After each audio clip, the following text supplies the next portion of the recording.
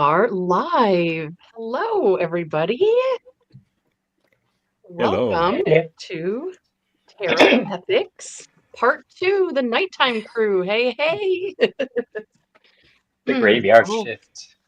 yes, here we are. Okay, so.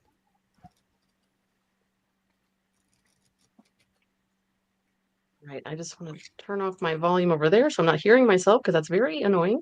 There we go. Okay, so, oh my gosh, this is so exciting to have everybody in one room. Oh my gosh, I'm fangirling over here with all of these amazing readers. So, everybody who's watching, hello and welcome. This is Tarot Ethics, and this is part 2 of a panel that we are doing. And here we go. There's the hashtag that I've created. And so, what we're doing is we're getting together and we're having a discussion about ethics in terms of tarot reading and our practices and what we think about that. And part 1 occurred last week, Wednesday, during the daytime at 1 p.m. Eastern. And there was 9 different panelists along with myself, and it went really, really well. A lot was shared. And so, we're on to part 2 so that more people could join us at a different time in order to accommodate work schedules and such. So, hello, everybody on panel. Welcome, and thank you for joining me. And Thanks for having us. yes. And I also wanted to mention that this is an ongoing discussion, right? So we invite anybody that's interested to join in the conversation with us by doing a VR or a video response using the hashtag Tarot Ethics. And when you use a hashtag, what that does is it allows us to find your video and then we can put it into a playlist and then the conversation can continue from there. You're going to find that some of these topics, probably a lot of them, are going to overlap from part 1 because, sometimes that happens, but you're probably going to hear some new things and some new insights today too. So I encourage you to watch part 1. It is in the description box below for that link. And we're going to jump right into it because our last show ran about 2.5 hours. And there may be some people on panel who need to exit a little bit sooner than that. So we want to respect everybody's time, everybody on panel, and everybody watching in. So, all right, what we're going to do is we're going to start by going around to each individual and we'll have you introduce yourself and your channel and what you offer. That way, people who are watching know what you're about, what you offer on your channel, and if you also offer any services as well in terms of reading or any other divination services that you may offer. And I'm also going to, okay, remove that. All right, perfect. So we will start with Elizabeth, since you're right next to me, and go ahead. Thank you. Thank you for having us tonight. My name is Elizabeth, and my channel is The More Intuitive Me. I do a variety of things on the channel. I do some tarot journaling. I love to do spreads on the channel, deck flip throughs or comparisons. I really like to pair up decks. And I do a lot of readings in the sense that I like to film the readings that I'm doing and share them publicly. So that's what I do on the channel. Really, I use tarot for self-reflection. I don't read professionally, but I do read for entertainment purposes, and I enjoy it. Awesome. May I be the first to say you are a very stunning woman. Yes, Aw. I agree. Thank you. Yes, you are. Yes. So yeah, there was somebody in the chat saying that there was some buffering going on. Is it on my end or is it like the No, whole it's on stream in Jess. general? It was Jess was buffering. She couldn't get in properly. No. It was YouTube was buffering the video for a bit. Was it? Yeah. Oh, YouTube. Okay. Yeah, just let me Oh, know because I'm I on- am using a different device. So It just seems let like me it's know and I okay can. right now, but it was definitely buffering for a few people. I'm watching on my phone, so I'm behind. Ew. Okay. All right. And we have the lovely Miss Tarot D. Oh, thank you. And by the way, I have to say this, Elizabeth. Just because you read for entertainment purposes, you're still reading professionally. So you are a professional reader, please. You might not charge, but you are a professional. So yeah, so I have my OnlyFans page. Oh wait, that's a different. I get confused because I do spreads on both. You know. Ramon. Why? Why do you? Okay. And the fact that none of us saw that coming makes me nervous. Right? Tom saw it coming. Gerald always shakes his head at me. He's like the strict schoolmaster that keeps me grounded. So yeah, like many of you, been reading a great deal of time. I enjoy reading Tara and Oracle. My channel, I like to do spreads. I like instructional videos, and by the way, I was just telling Elizabeth before this, I actually recorded a new spread, the Inner Child Tara spread, that'll be coming out over the weekend. So keep an eye out for it. I like doing lives with my Tara community. You are all so much fun and so loving and so caring, and it just raises my vibration and puts some positivity back in my life. And I like doing readings.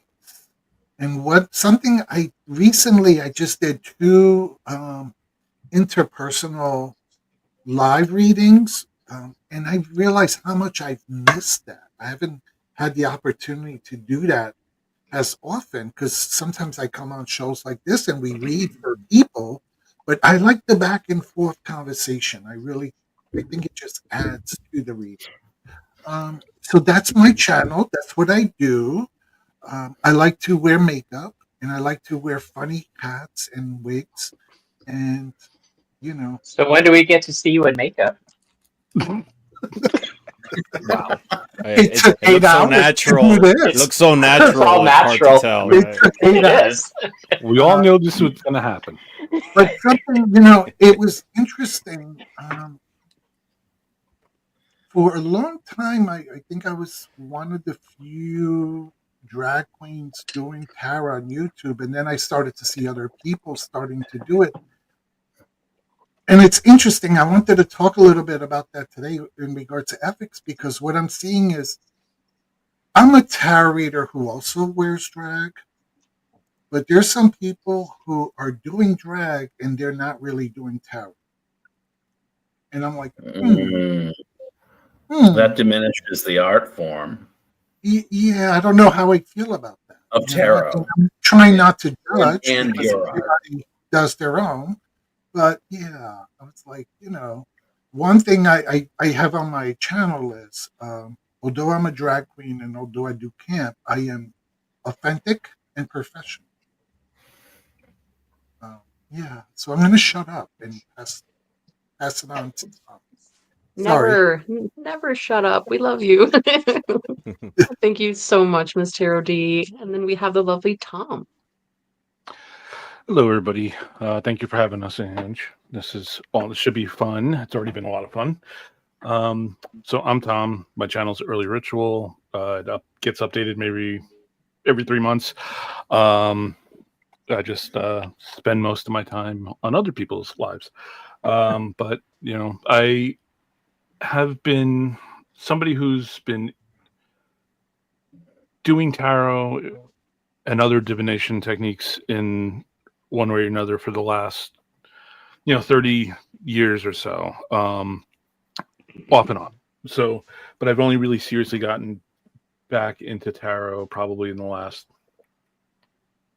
8 years now at this point, I guess 7 years, where I've really been really getting into it again. And I have started now just starting to open up and reading publicly, which I never really did. For me, it's always been a psychological tool that I've looked at for questioning my own and doing readings for myself. And I very rarely would read for other people.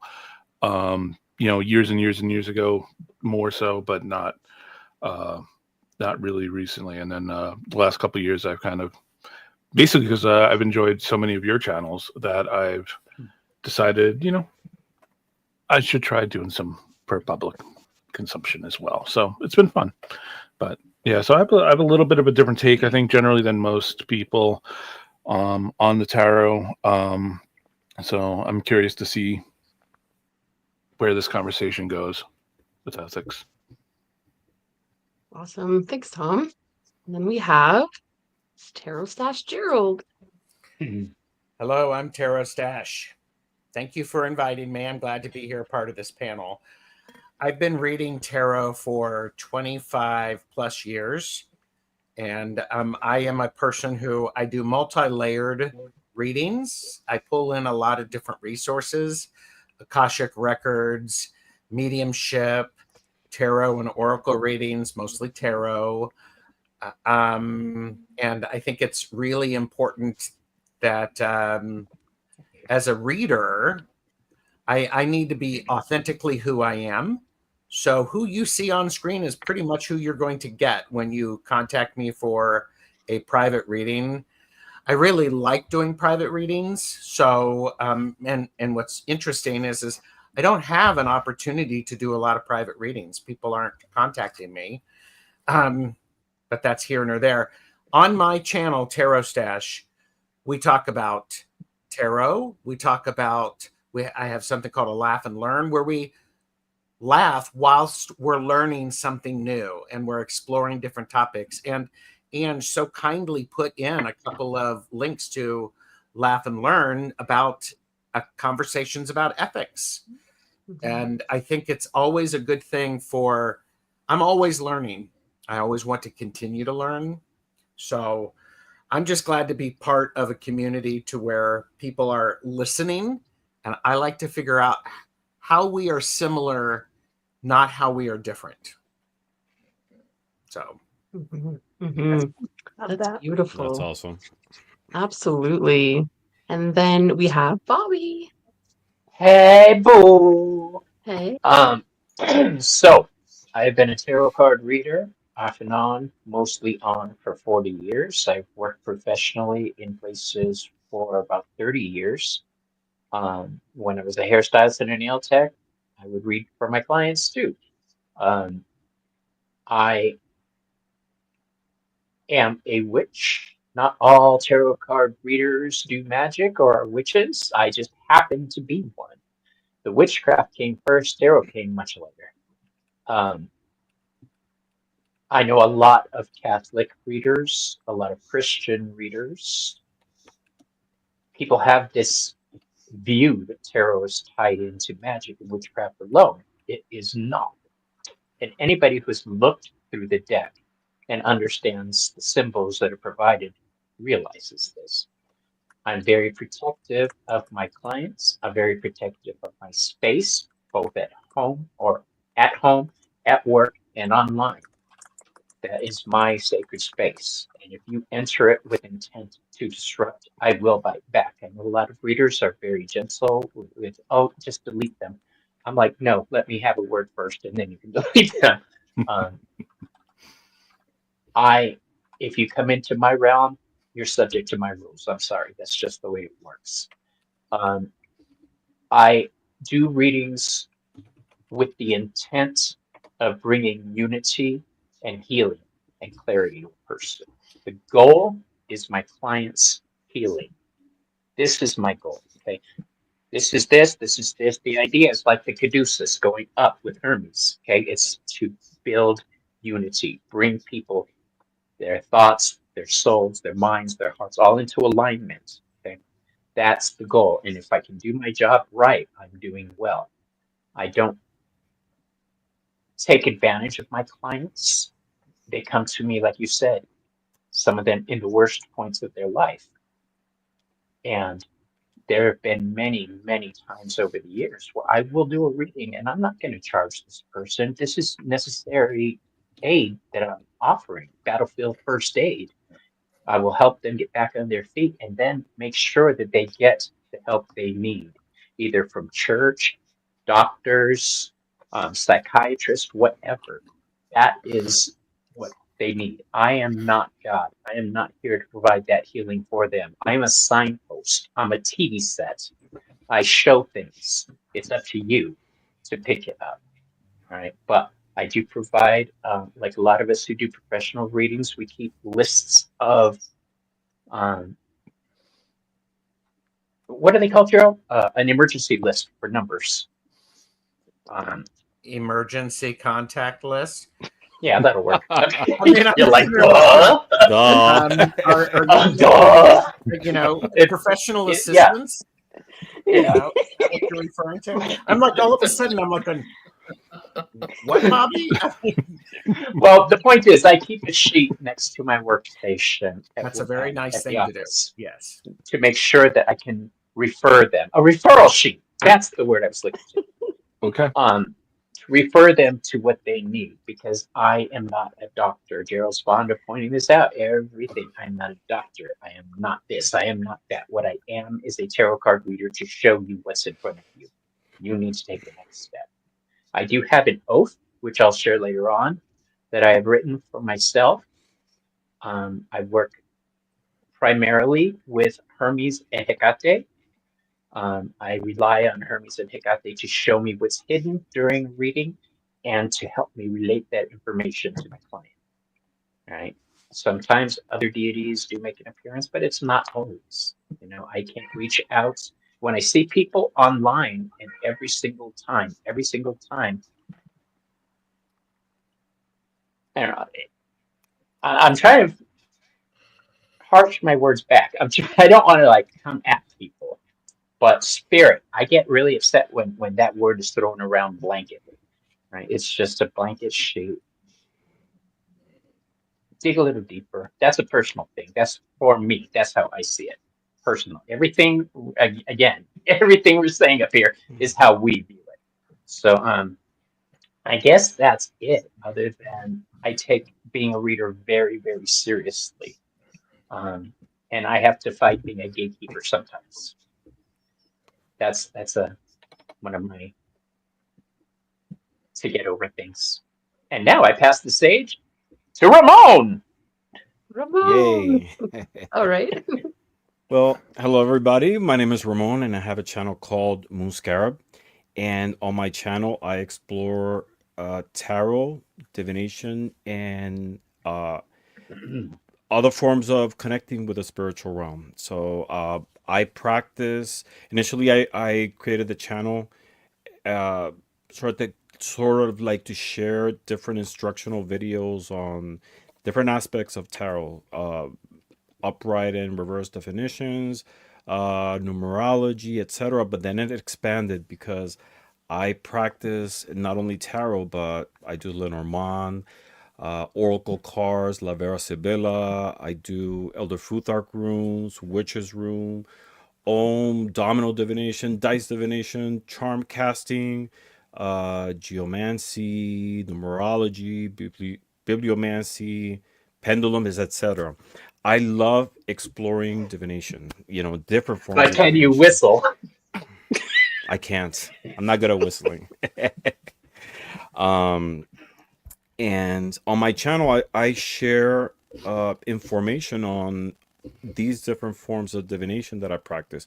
There's other ones that I do practice that I haven't shared in my channel yet, but to me, it's been an outlet to connect with this wonderful community, and I've learned so much in the process. I also share some of my artwork, poetry, and over the last few months, I've been branching out into doing lives with other people in the community, and it's strengthened my resolve and my experience that this is a tool. This is an experience that goes beyond like so many frontiers. I approach tarot both in the spiritual and psychological side, but it's just been wonderful, and I share a lot of other things in my channel, and one of them is that tarot came to me. It was a very interesting crazy way in which tarot came to my life. And it was like the answer that I was looking for to be able to fill a lot of spiritual gaps. And and from there I went into other forms of divination, and then from there to other types of channel. And it's been a wonderful experience, and I'm just looking forward to listening from tonight's panel, from people's point of view on the topic. And like all of us keep growing, because we are students in this process. Beautiful. Thank you so much, Ramon. Thank And we you. have Jeff. Hi, I am Jeff. I am Tarot Ass Backwards. I'm humbled to be on this panel tonight, simply because I have an interest in philosophy. I'm very inquisitive. If you've seen any of the shows that I've done about free will, or some of the things that inflect a lot of my readings on a daily basis, a lot of them do come down to kind of looking or exploring at what some of the notions are within the community, and not debunking them, but challenging them. I come from a background where I was an English major in college. I've been a writer for, I want to say a good writer, for 20 years. And I'm putting out a third book by the end of this year. You are still a good writer, Jeff. Right. Well, I believe I am. You've always been. You've been polishing it. Well, Yes. It's a subjective art, but let me stay on the train of thought. So that poetry inflects a lot of my readings. When I came to YouTube, it was all politics all the time for me, in terms of whom I discovered and what I grew into liking, and I still do.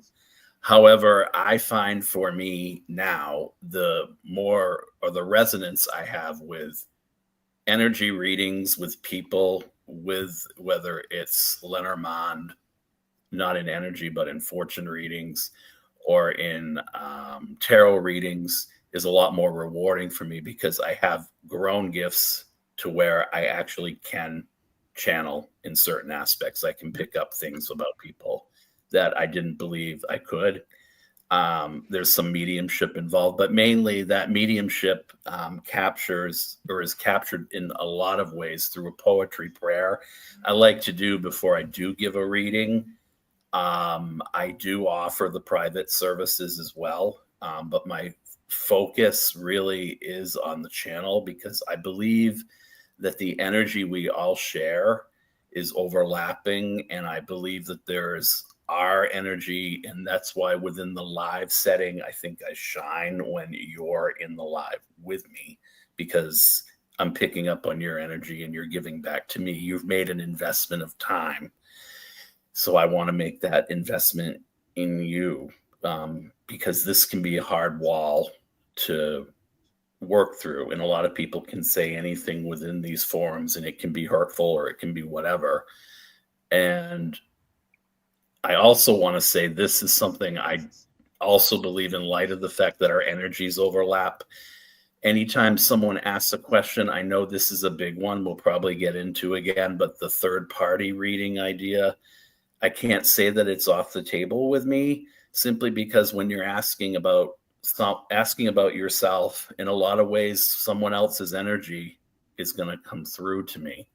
So unbeknownst to you, you may be involved in a third party reading, whether you want it or not. Okay. So that's what I wanted to get out. The thrust of my shows mixes art. I try to be clever with the titles of my shows, and I'm just humbled by the talent that's around me. And I hope that I see more people, and I'm so grateful to the people in chat tonight that came, who were members of my channel. So thank you. Oh, thank you so much, Jeff. I appreciate that. And we have Ryan. Hey everybody, so I'm Brian. My channel is Blushing Nerd Tarot, and my channel's been kind of a mixed bag for the last few years. I've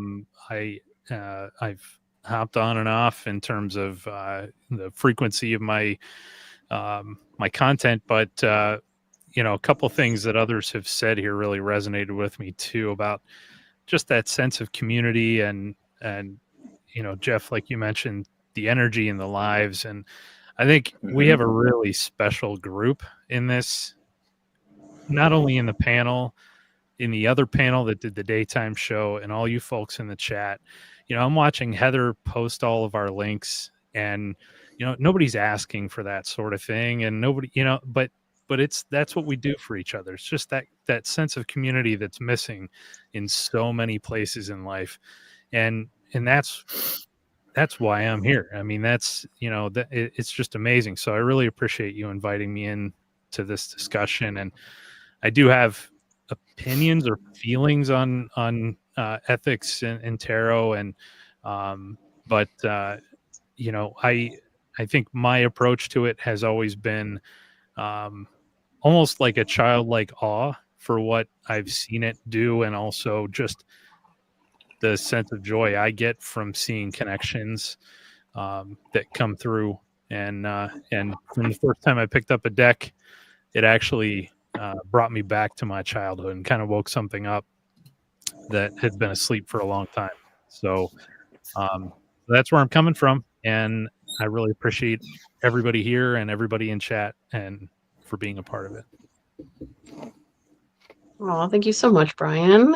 And we have Jess. Hey, Jess. Hi, can you hear me? Yeah, we can hear you great. And you can see me? Yes, we can see you. You're all good. Oh, I'm here though. I'm late, so Tom, you don't get this.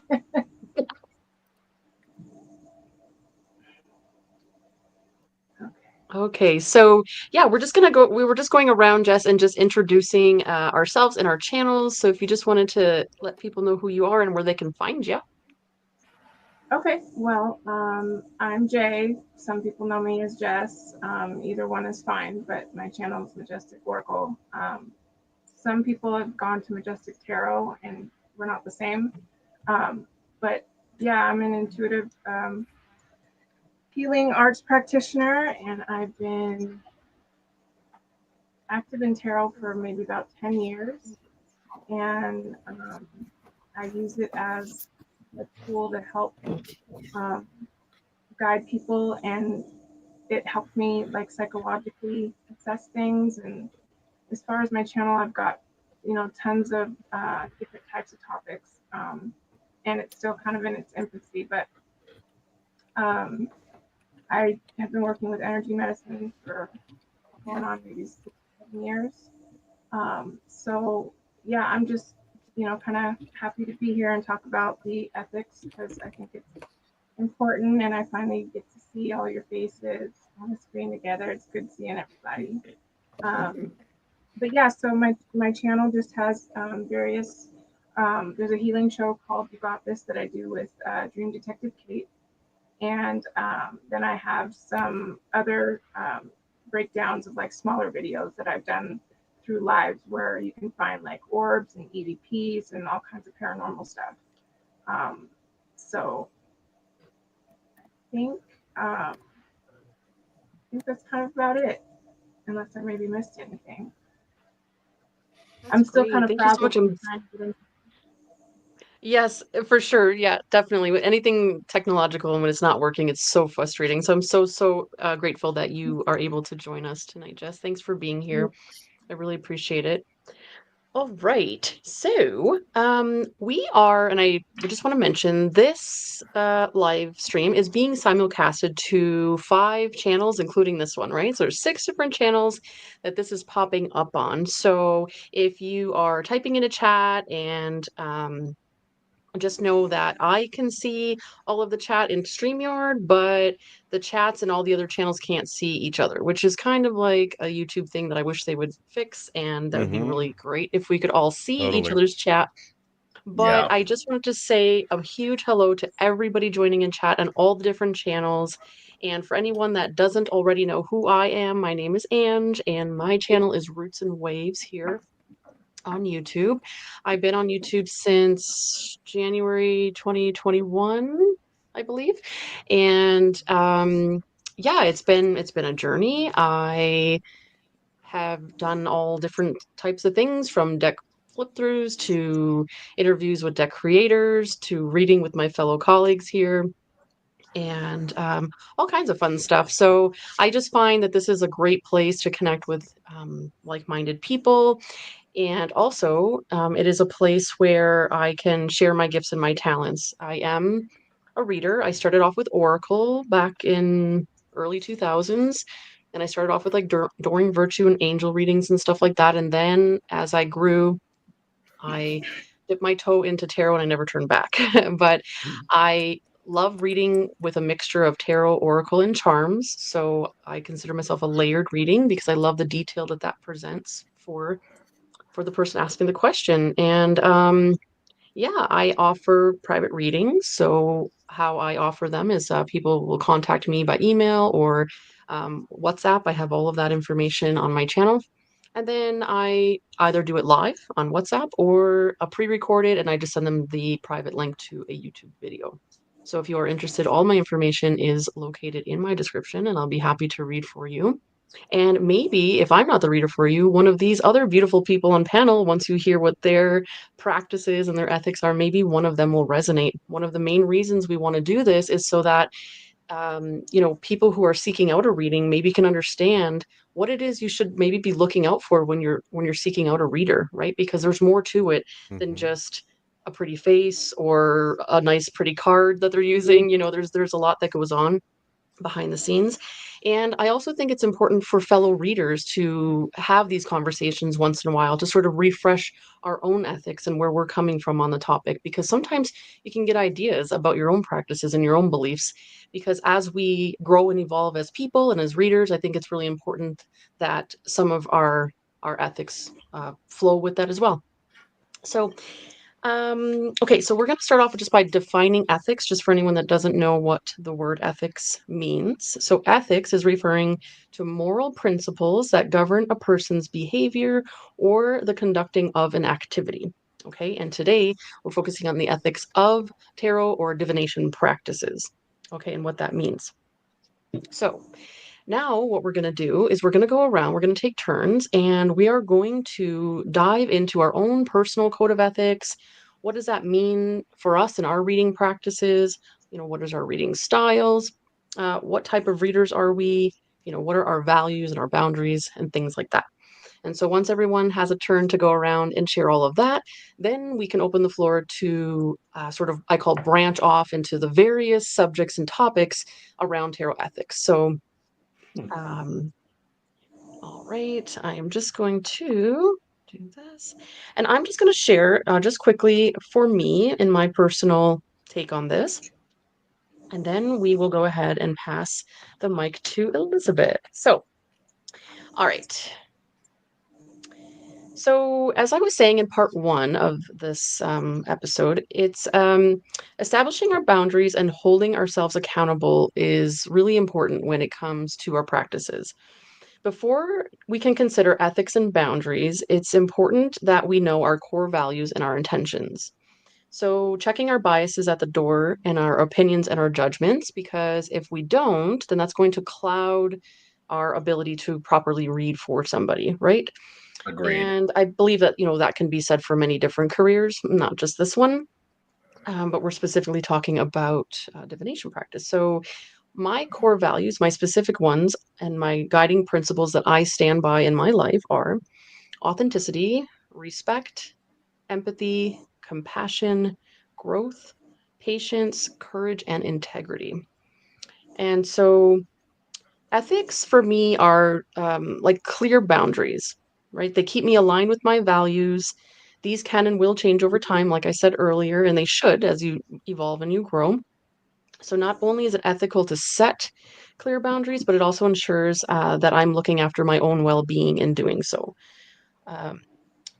My boundaries are put in place to protect myself and then the people I read for, and I have them in place in order to maintain my ethical and my energetic integrity. So psychic protection is really important to me. That's where I cleanse and I ground, right? So I have a singing bowl and I cleanse my energy with candles, and I have a very specific thing that I say before every live and after every live. So I open it and I close it. And if I notice that the energy of the live itself is getting a little funky, there's something I also say and do as well that's private to me that helps me sort of stay aligned and cleanse the energy of the space. So, like Bobby was saying earlier, I do take it seriously in terms of the energy of my space as well. I work really hard to do the things that I do on my channel and have the people on. And so I just want to make sure that it's a space that everybody feels welcome. All right. And then consent is huge for me as well. It ties into the third party readings. So I'm a reader that doesn't prefer to read third party. And a third party reading is just simply reading for a person who is not present during the reading. But as I have learned from the first panel, and I'm sure I'm going to learn more, there are layers to that, right? I don't think it's just like a black and white situation. And I'm learning that. And I'm really open to learning more. So, also, what's important to me is expectations. So, being very clear of time, cost, and specifications of what type of reading and service I am delivering and what that looks like to the client. And also limitations, knowing when to stop a reading if necessary, if I'm uncomfortable, if I see that the querent is uncomfortable, right? I just really want to create a space that's safe for everyone, myself included. And then, of course, there's privacy, confidentiality, and the remaining non-judgmental, because, oftentimes people are coming to us for a reading for some pretty vulnerable situations, right? So we just sort of have to hold space in that manner. Okay, here we are. All right, so thank you so much. So I am going to go ahead and pass it to Elizabeth so she can share about her personal ethics. Thank you, Ange. So I think the biggest thing that I have come to learn over time is that these things change, which in another version of myself, I used to think, well, ethics and morals, I mean, based on right or wrong, it's a no-brainer, right? Either it's right or it's wrong. But over time, I myself have discovered that no, that's not true, and they do change. And I'll share just a quick story of how that was the case in my own life. The very first time I came in contact with a tarot deck, I was a teen. I had a boy over. I wasn't supposed to, but I had a boy over, and he brought a deck, and I lost my mind. What are you doing? Why would you do that? Why would you bring that here? And all I could think was like, oh my gosh, if my mom shows up right now, she's going to catch this guy here with these tarot cards, and that's going to be the end of it. And I quickly shooed him out of the house with his tarot deck and never thought about it again. Now I wish for the life of me I could remember what was the card that he drew in that moment, but I can't. But I do remember that it was the Salvador Dali deck, and it had very unique artwork. So that made an impression on me. Years later is when I finally came to the tarot. As a matter of fact, today is my anniversary. 12/11/2020, I finally, after putting the deck in and out of my cart hundreds of times on Amazon, I finally clicked buy on 12/11/2020.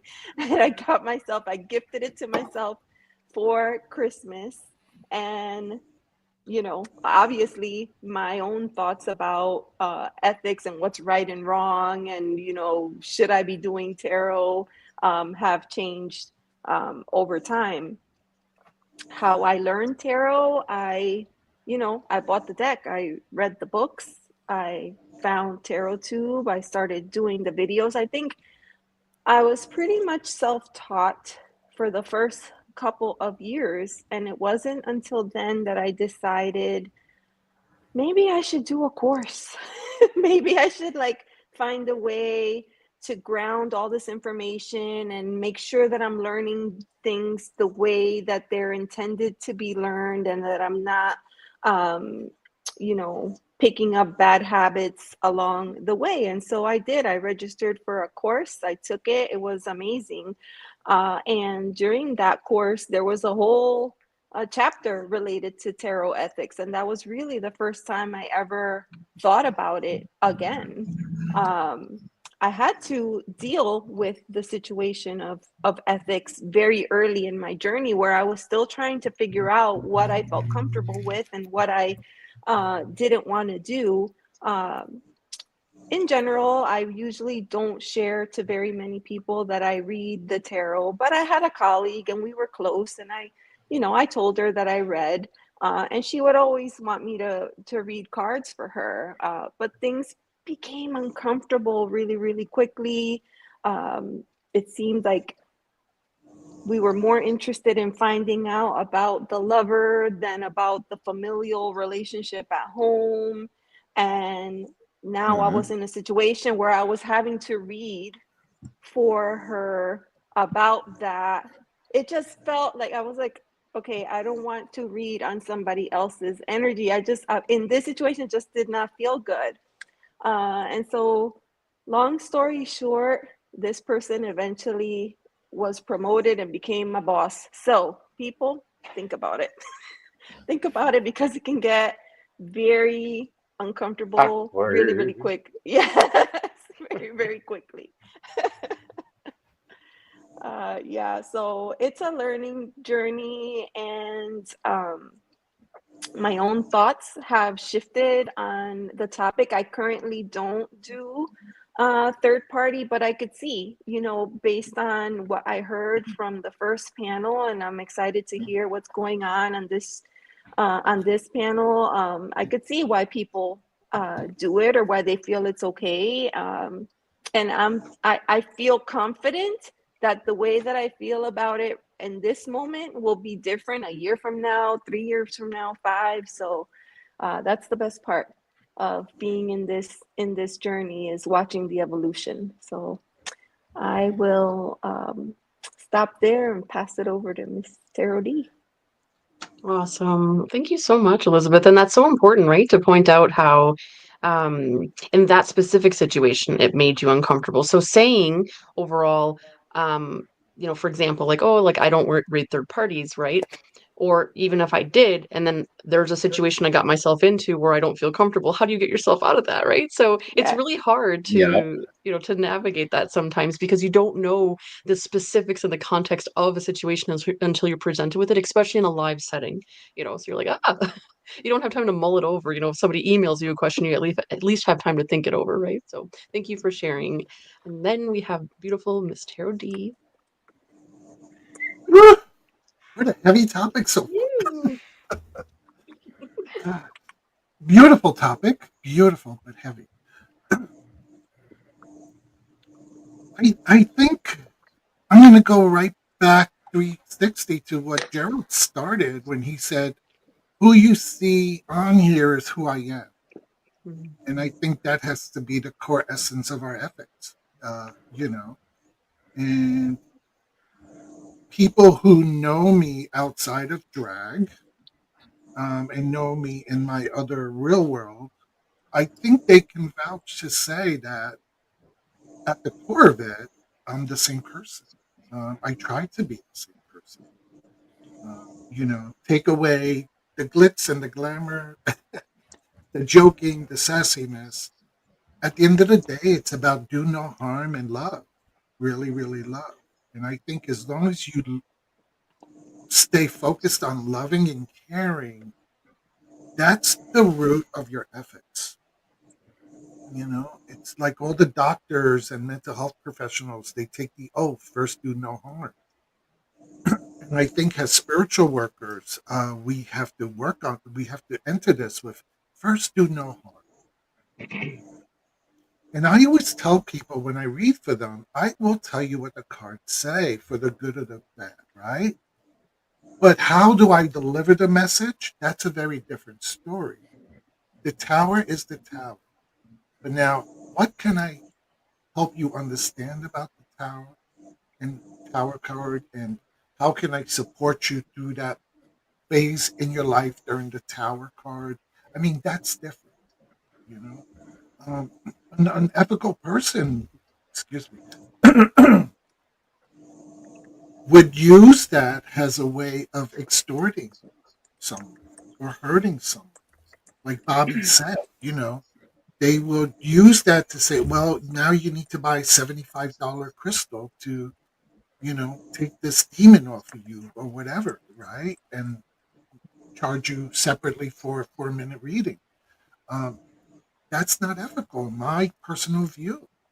My view is you tell a person what you see and what spirit is telling you in the message to give them, but then how do you support them through that as well? People are hurt enough in society; they should not be hurt by coming to us. You know, and I'll share something personal. I run a pretty big program, and I tell my staff, um, the one thing that I will never ever abide by, and I will lose my temper about, is that the families that come to my program have been hurt enough. They should not be hurt by a system. You know, they should not be hurt by a system. And I lose my wit when I see that. So I take that same core energy, ethics, whatever you want to call it, into my readings, into my spirituality, into my connection with people. Even if I have to deliver a negative message, how do I do it where I'm not adding additional harm to you, Mm. but can support you through it? You know, I think there's someone on the panel who may be in the medical field, whatever, or might have had to deliver some bad medical information to someone. How do you do that? How do you do that and sustain them and support them? You know, how Mhm. so I think for myself, that's what I try to do. That's my ethical core value. Um, bring it always with the sense of love and peace and support. And sometimes we also have to understand ethically, uh, we should not be holding back information. If spirit is giving you a message, you might not understand it and it might sound horrible, but you cannot deny that message from being told. You might have to tell the individual, say, hey, you know what? Spirit is whispering this thing in my ear. I'm feeling a little uncomfortable, but I have to share it, you know? And then share that message. And it might be uncomfortable for them too, and then you could process it out. But I think withholding information is harmful in and of itself. And I think that's also unethical, you know? Because then you're not being honest with the person if you're withholding a message or information. You're Mhm. not being honest. And once you stop being honest, you're losing credibility from others and yourself, you know? And at the end of the night, when I take off my hat and my wig and I put my head on my pillow, you know, I'm only accountable to myself and my Right. higher power, you know. It's that's who's going to be my judgment card at the end of the day, you know. And when I get up in the morning and look at myself in the mirror again?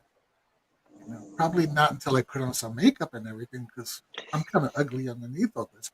But still, I No, always you're need not. to be able to look at myself in the mirror and feel okay with it and say, you know what, I'm doing my best. Can never be perfect, but I'm doing my best. I'm trying not to harm. And when I do harm, I need to be accountable, hold myself accountable, and make amends. Make amends. Okay? You might not always be able to fix it, but at least you could make amends. And sometimes people appreciate it when you've harmed them, even though you can't fix it. And apologies don't always help. But for them to know that at least you're holding yourself accountable for causing that harm, it means something to them. Mhm. It genuinely means something. So I don't know if I answered your question. I just babbled on, but that's my You've been ethics. fantastic. Answered the question. I think we could just end right there. And Yeah, that's it. Okay, thanks for Wow. Sorry. And I don't know if Gerald warned you, and Gerald usually warns all the other people when they host me that you got to pull the reins because I can talk too much. Oh no, He you're tells me fine. you're gonna have to pull her in. She can chat away. I love Gerald because he knows me. He understands me. He gets me. Aw. Thank you so much, Miss Charity. You are, you have a very special way of connecting with people. I mean, I think that this work in general, what we do, we all have a special way of connecting with people. And Miss Charity, you have like a very unique special like compassionate way of doing so. You have a way of like mixing, you can take a serious topic and still have some humor mixed in, and so I just really appreciate your style and what you bring to this community, and I'm very, very grateful that you are doing such important work out in the world as well to help people who are, like you said, already hurting in this world. So you shared beautifully and thank you so much. All right. And we have Bobby. That's me. That's me. Um, Ooh. so I want to address something first, Miss Taro D. Yeah, when she was on my channel, I had to call Ramon in to help wrangle her. So yes, that's serious. So here's what I got. I'm going to start off by sharing my oath to you guys. It's not that long, I promise. And I read this every morning. I, a seeker and servant of divine mysteries, stand before Hermes, bearer of Caduceus, and the winged guide of the realms. I pledge my heart and spirit in service to the God of messages, whose words traverse both shadow depth and celestial heights. As messenger, this is the important part, may I receive and deliver his divine truths with clarity and integrity, carrying forth his wisdom like the sacred winds. Basically, keep me in line. Okay, I understand this is a huge responsibility. This is not a game. Okay, I know a lot of tarot readers jump into this and say, "Oh, I'm going to pull cards online," and they have no clue what they're doing. They can cause harm because some of these people think you're seriously connected in a way that you're not. So basically, I hate to say it like this, but some people are just passing on bullshit. I try not to be judgmental because maybe that person needed to hear that bullshit. That's not for me to decide. All right. It says, "May as liaison, may I bridge the worlds of mortal and divine, ensuring the voice of the unseen is heard and respected with reverence for its origin and purpose." Okay, that's a given. It just goes on and on, basically saying I'm going to not cause harm to my clients. I'm going to do whatever I can to protect them. I'm going to bring them healing clarity if at all possible. I'm a Heyoka empath, not just an empath. What that means is I don't just feel the pain. You know when somebody goes dun da da dun dun and stops? Okay. How that drives you nug and fuss? When I see pain, I can't pass it by. I got to stick my big oversized nose into it and try to heal the situation and problem. And that's hard because there's boundaries. I can't just jump in to somebody's life and try to fix it for them. I have to wait to be addressed. And that's what a lot of readers don't do. How many of us have gotten messages which I crack up at that they're sending to us? I have a message for you, my beloved soul. Contact me right away for your reading. All right. That irritates me to no end. First of all, I'm not your beloved. Second of all, you're a thirsty little fool. All right, so you need to back up. I do work for the Divine Messenger Service. And after I pass, I will work for the Divine Messenger Service on the other side. I'll get the back office job. Right? I truly believe that in my heart. I've been doing this for 40 years, and I've had my share of mess ups. When I was in my early 20s, one of my first jobs as a reader, somebody came to me about her missing husband. And rather than say, I'm not sure I should be doing this, I did the reading. And I told her, look, honestly, this is what I see. And I told her what I saw, that her husband was laying by a body of water. And I showed her the Ten of Swords. I said, this is what I'm seeing. This is what I'm feeling. And she left. She said, thank you. And I felt awful. I was like, I shouldn't have done that. What the hell? Well, she came back a few days later, a couple days later, and said, we found my husband. He was laying dead in the canal. He had been stabbed to death. And I said, thank you very much for sharing that with me. I appreciate it. She walked out. I grabbed my cards, looked at the owner and said, bye. And I walked out the front door because I realized I did not have the maturity. I may have had the gifts, but I had no clue on how to use them properly. I had to go down the fool's journey and grow up and be an adult before I even considered going back to reading professionally. I won't read for family. That's a given. I will not read for my family. Why? Because I'm too wrapped up in it. And I will change the narrative unintentionally. Third-party readings, it's been brought up. Tom said it. You can't do a reading without having other people enter into it in one way or another. So here's where I stand on that.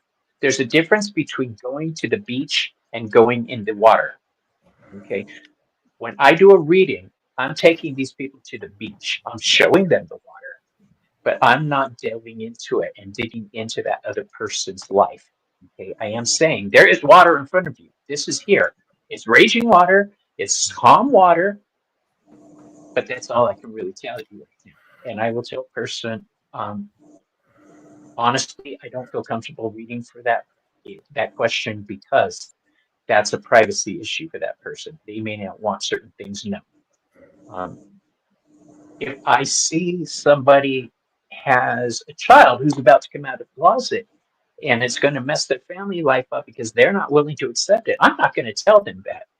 What I am going to tell them is, as a parent, make sure you support your children whatever they do. All right, I'm saying that there may be some issues coming up for you, but I'm not going to tell them any more than that. That's a privacy issue for the child. I'm not going to out them to their parents, even when I'm pretty sure of it. It's the best I can do. All right, pretty sure. All right, I can't say definite to anybody. I won't say definite to anybody. What I say is, unless things change, this is the probable outcome of this situation. Okay, just like in A Christmas Carol, if these shadows remain unchanged, that's where I picked that up from. Was that frickin' movie? I love it. I go into a reading with a couple words: perception, privacy. Those are words that are very important. How your client is receiving the information is incredibly important. How are you being received? It's not just you throwing words out at them. They have to understand what you're saying, okay, so they don't take it in the wrong way. Privacy, again, I will not tell anybody what my client said, but I do tell my client I am not bound by confidentiality laws. I can be subpoenaed, so don't tell me anything illegal. All right, don't do it. Just keep it simple for both of us. As far as readings go, seeing difficult situations, if you see it, say it. That doesn't mean you have to be brutal with it. You don't have to beat the client over the head with the truth. Okay? You can soften the blow. Okay?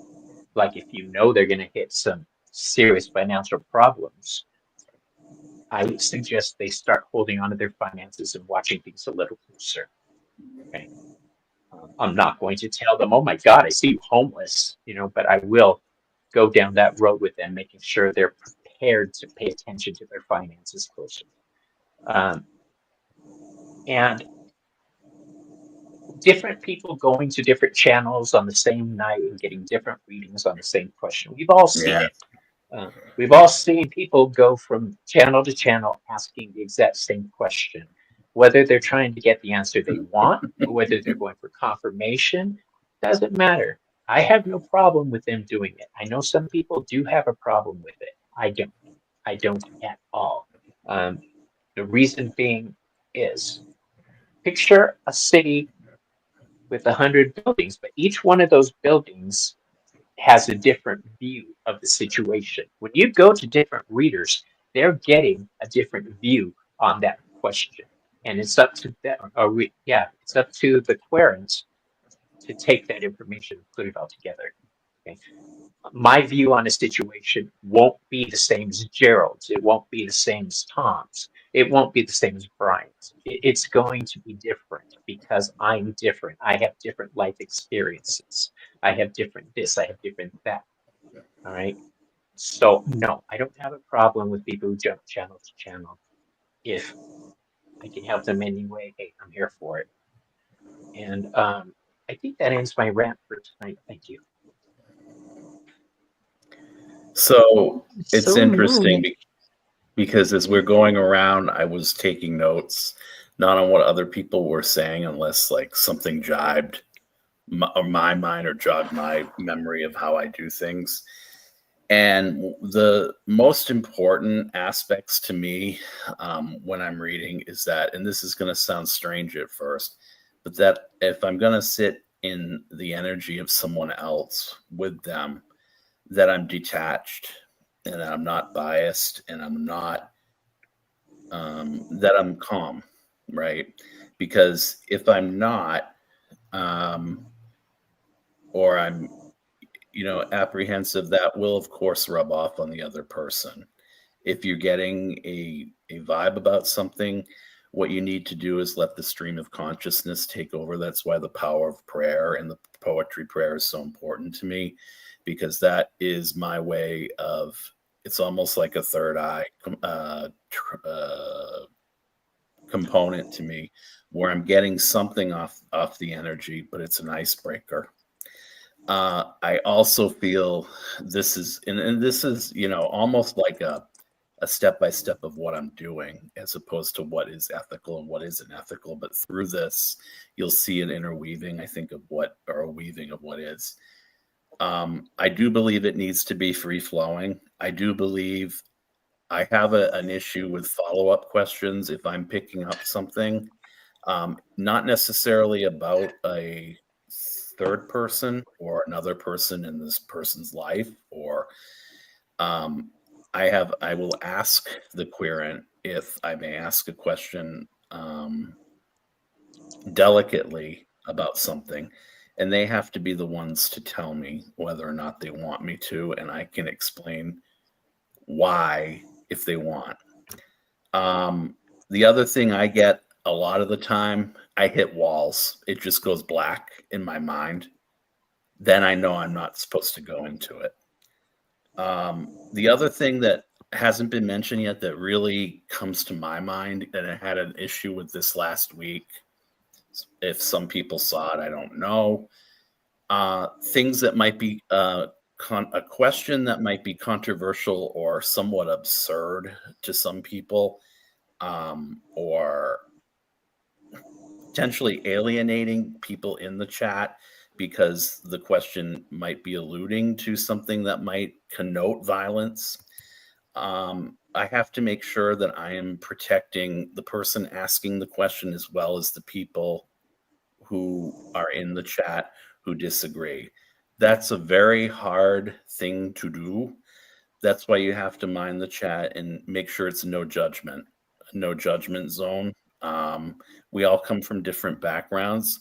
We don't know why people are asking the questions. We don't know what the psychological mindset of the person is. We don't know, and that's a delicate line. So when readings come up a certain way, regardless of the answer, we need to be mindful of all the people together, because our energy overlapping, when that energy starts to go down, the whole room will go down and the whole energy will go down. The other thing that I'm concerned about is the term for entertainment purposes only. That's a double-edged sword, because it's almost minimizing what you're saying and the value of what you're doing to try to bring to the table. But yet we're not doctors, we're not lawyers, we're not, any of these people, but where do we draw the line between what we're feeling and what we're seeing, and where that ethical line needs to be drawn? Well, for me personally, I mean, if it's stream of consciousness and it's free flowing, it's like you're a storyteller. It's a parable. If you say for entertainment purposes only, I would, definitely say also, if this is coming from a place where, if you're getting the feeling as a reader that this could be coming from a place of desperation, you might want to just be, this is no substitute for blah, blah, blah, blah, blah. I also, and these notes are not in order. The other thing that I feel that's important with this is that there was one other thing. Oh yeah, I won't read for myself, only because I do not think I can read on my own energy and be objective about the cards, or I might be more subject to confirmation bias by looking at them. So I don't, in principle, I will not read for myself. I don't know where other people stand on that, but I won't do it. I'd go to someone else first to tell me the unvarnished truth, rather than something I might bring to my, mind that might be biased. It might be wrong. So that's my perspective on it. Tom? I do that too, Tom. Yeah. I won't read for myself either. Oh, really? Yeah, there That's are definitely interesting. readers who won't read for themselves. Yeah, and I understand that. Like you said, you can get in your own way. Absolutely. For me, I started off with using the cards for myself. And for me personally, it's a very important tool that I use for my mental health, for my spiritual growth. So I do read for myself, but you make a very good point, because there's certain situations where I absolutely will reach out and pay for a reading when need be. Yes, because I would definitely be in my own way. But just for like everyday pulls and different journaling things, like I use the cards for. But when it comes to an important reading, I'll absolutely reach out to another reader. So some very, very awesome points that you've made there as well, Jeff. Thank you so much. All right, we have Tom. Hey. I mean, I'll start off by saying I primarily read for myself. So exact opposite, Jeff, for you. But it's taken time. I mean, it's a long process to get to the point where I feel confident that I'm not lying to myself about certain things, or if I am, I'll know. I will usually think about it and realize that I may be having some bias on that. So I do, that is when I will sometimes reach out to other people and get a reading. But for me, it is primarily a psychological tool. I don't necessarily look at all of this as a spiritual practice. I am, I consider myself first and foremost an occultist, but I don't look at it as tapping into spirit or anything like that. To me, this is a psychological tool. There might be some psychic elements to it, but I don't know. I mean, I don't really do too much in my mind. Some things that I do read, I may do something in a predictive way, or divinatory way. I'll use the word divination, but I don't necessarily mean the same thing that I think some other people may mean with it. For me, it's like I said, it's first and foremost kind of a psychological tool. For me, it was something that I used to really talk with myself, talk with my subconscious, to kind of see things from a different perspective. I think cards force you to see you making connections that aren't yet you normally wouldn't have made, I think, by looking at the cards. And that's what I really like. So I really like the play between the cards. I also was very much into like bibliomancy and stuff like that for a long time, for the same reasons. I will say one thing with what Jeff brought up about the for entertainment purposes only. I mean, I think I get what he's saying about how it does feel like it cheapens things, but for some people it is a legal option. I don't think it's a legal thing too, because there are still states that do have fortune telling laws. So, like I think Pennsylvania is one of them. So, realistically, you're not supposed to take money for fortune telling. It's supposed to be for entertainment only and things like that. And I know there's a couple of states that still have laws like that, and I think they're actually somewhat, hot take. I do think some of those are in place for good reasons, because there's a lot of grift. To add to that, if I don't remember to say it, in Project 2020 with Trump, there is something about that, about readers and about there is. So just be mindful. We got to be mindful. He's right. The point is, Tom is right. We need to be mindful of it. And I always try to remember to put that in there and always say it. But I do believe it can be a double-edged sword. Oh yeah, no, it definitely.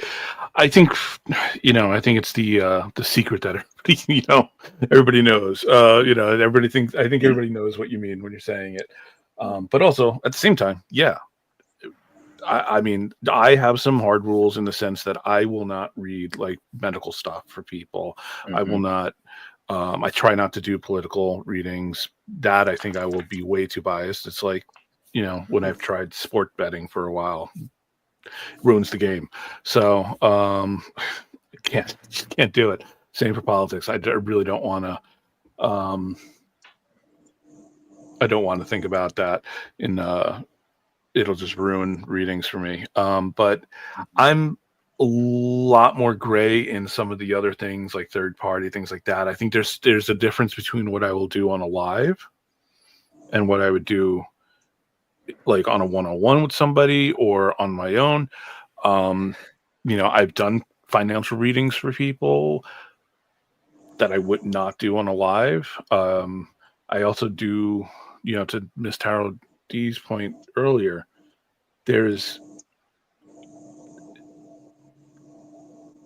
I try not to hide information from people, but I will be very conscious of how I'm sharing it, depending on who it is. I've done some readings where I've given information that, like, to somebody who, like, I know can take it, but where if it was somebody else, I would have said probably very differently.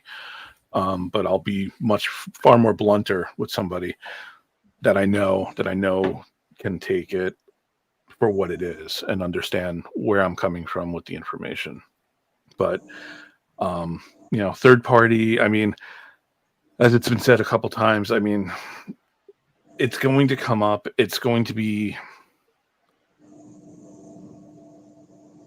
We all kind of lie to ourselves, I think, a little bit when you're talking about, we'll ask the question differently.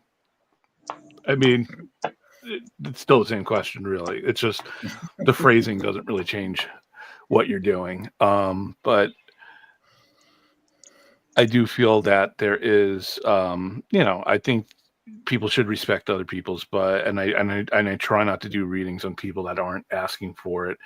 But depending on the situation, I'm not 100% against it. So I mean, I don't know. Ethics is weird because I think some people bring ethics from it depends on how you're getting your morals. Some people build their morals from spiritual practice. Some people build their morals from a humanist, approach, or, just a philosophical approach to life. And, for me, it's really, I try not to do something to other people that I wouldn't want them to do to me, really, ultimately. And that's really what it comes down to, I don't know if anybody's really tapping into this unknown. I don't know. I mean, anybody who's saying that they know exactly what's going on doesn't know what's going on either. So, but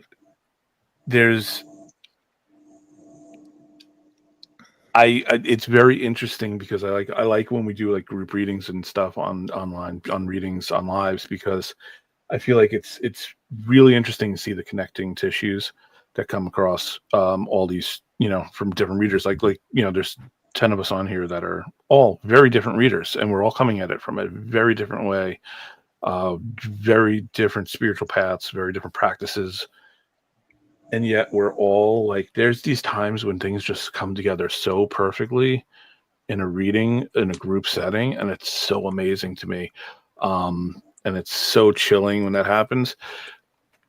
But what is it? I don't know. But that's a whole other conversation. I'm going all a little bit off script here, but yeah, I don't know. Ethics are interesting because I feel like there's ethics that people are saying that they won't do, but I know for a fact that other people will do some things that in their private life that they're not doing, like potentially on stream. And I get that there's a public persona to some extent. I mean, we've talked about authenticity. I mean, I'm pretty much as authentic as I'm me. I mean, you know me in real life. This is me. But what's interesting is I don't share generally with people in my real life about my tarot reading.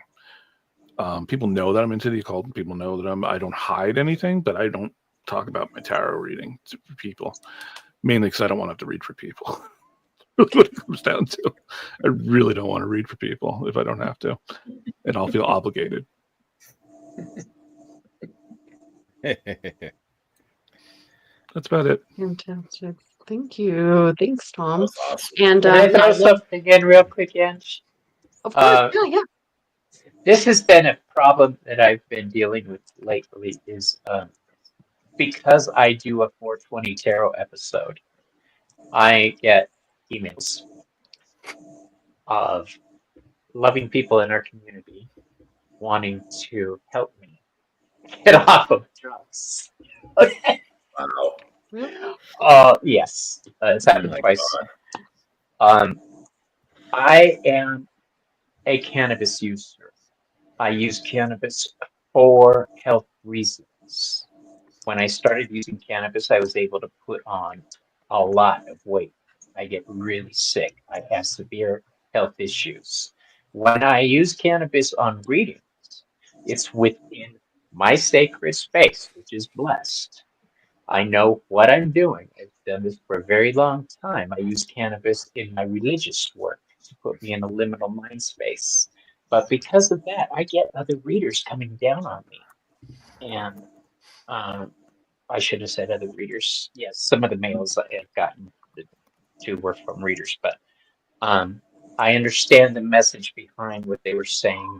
They don't believe in this usage and they want to help me get off of it. Well, what you don't understand is A, I didn't ask, and B, I use this for a purpose. So I guess my point was people see us and they think something one way, and it's all fuckered up basically.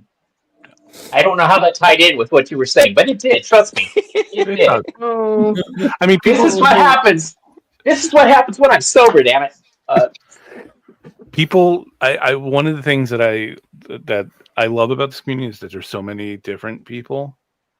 But I also, one of the things that I dislike about this community is how everybody thinks that their way is the right way. A lot of people tend to have that look at that take sometimes, and it's frustrating. I think for when you are somebody who doesn't necessarily believe in the same thing. It's very funny to me that people who are very anti other things are very much the same way that the things that they complain about. I will say that as nicely as I can, but yeah, it's just one of those things. I mean, it's both queerants and readers in this space come in for a variety of different reasons, and I think there's a lot of people that come in not necessarily for the wrong reasons, but because they're looking for something and they're searching for something, and sometimes we can help with that, sometimes we can't, and I think that's that sometimes spills out a little bit across things, and I think that speaks to a little bit of what you were saying, Bobby. It does. sure. Absolutely. And thank you for mentioning that, Bobby. It's a there's many different perspectives and layers No, I'm to not. all of this. It, And I think it's important to point out and to kind of go back to what we were saying, that as long as you are out here and you're not harming anyone in your practice, you do you. You know what I mean? Like, um, you've been very open about your use of cannabis for medicinal purposes on your lives. I personally don't think that you need to explain yourself to anybody. oh, But I you don't even did, reply.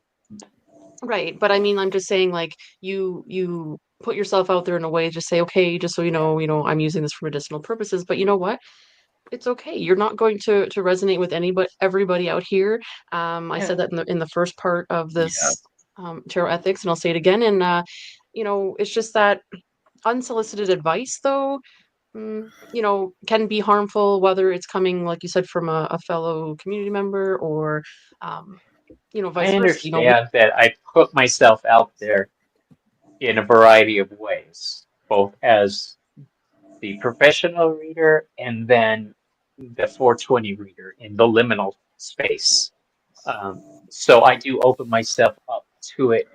I can't really complain when it comes back at me now, can I? Sure. Hmm. Yeah. But You can complain. you have a valid point, and I appreciate you sharing, right? Like, it's important that we share these things. So thank you very much. All right. And now we have Gerald. Can everybody take a joke? No. Okay. Another Tom, one. Tom, look away. Jeff, look away. This is for entertainment purposes only. Do not make decisions based upon what I say. Seek professional assistance. Really. Really? We need that head Really? tilt. We need the head tilt and everything, Gerald. We need the head tilt and the look over the glasses. Really. And the flap. We got a flap. There we go. There you go. So I will condense my page of notes because there's been really amazing points that everybody has made. And one of the things that is really important, you have to be you. You have to be authentically who you are when you are using your skills in this platform, and when you are reading privately.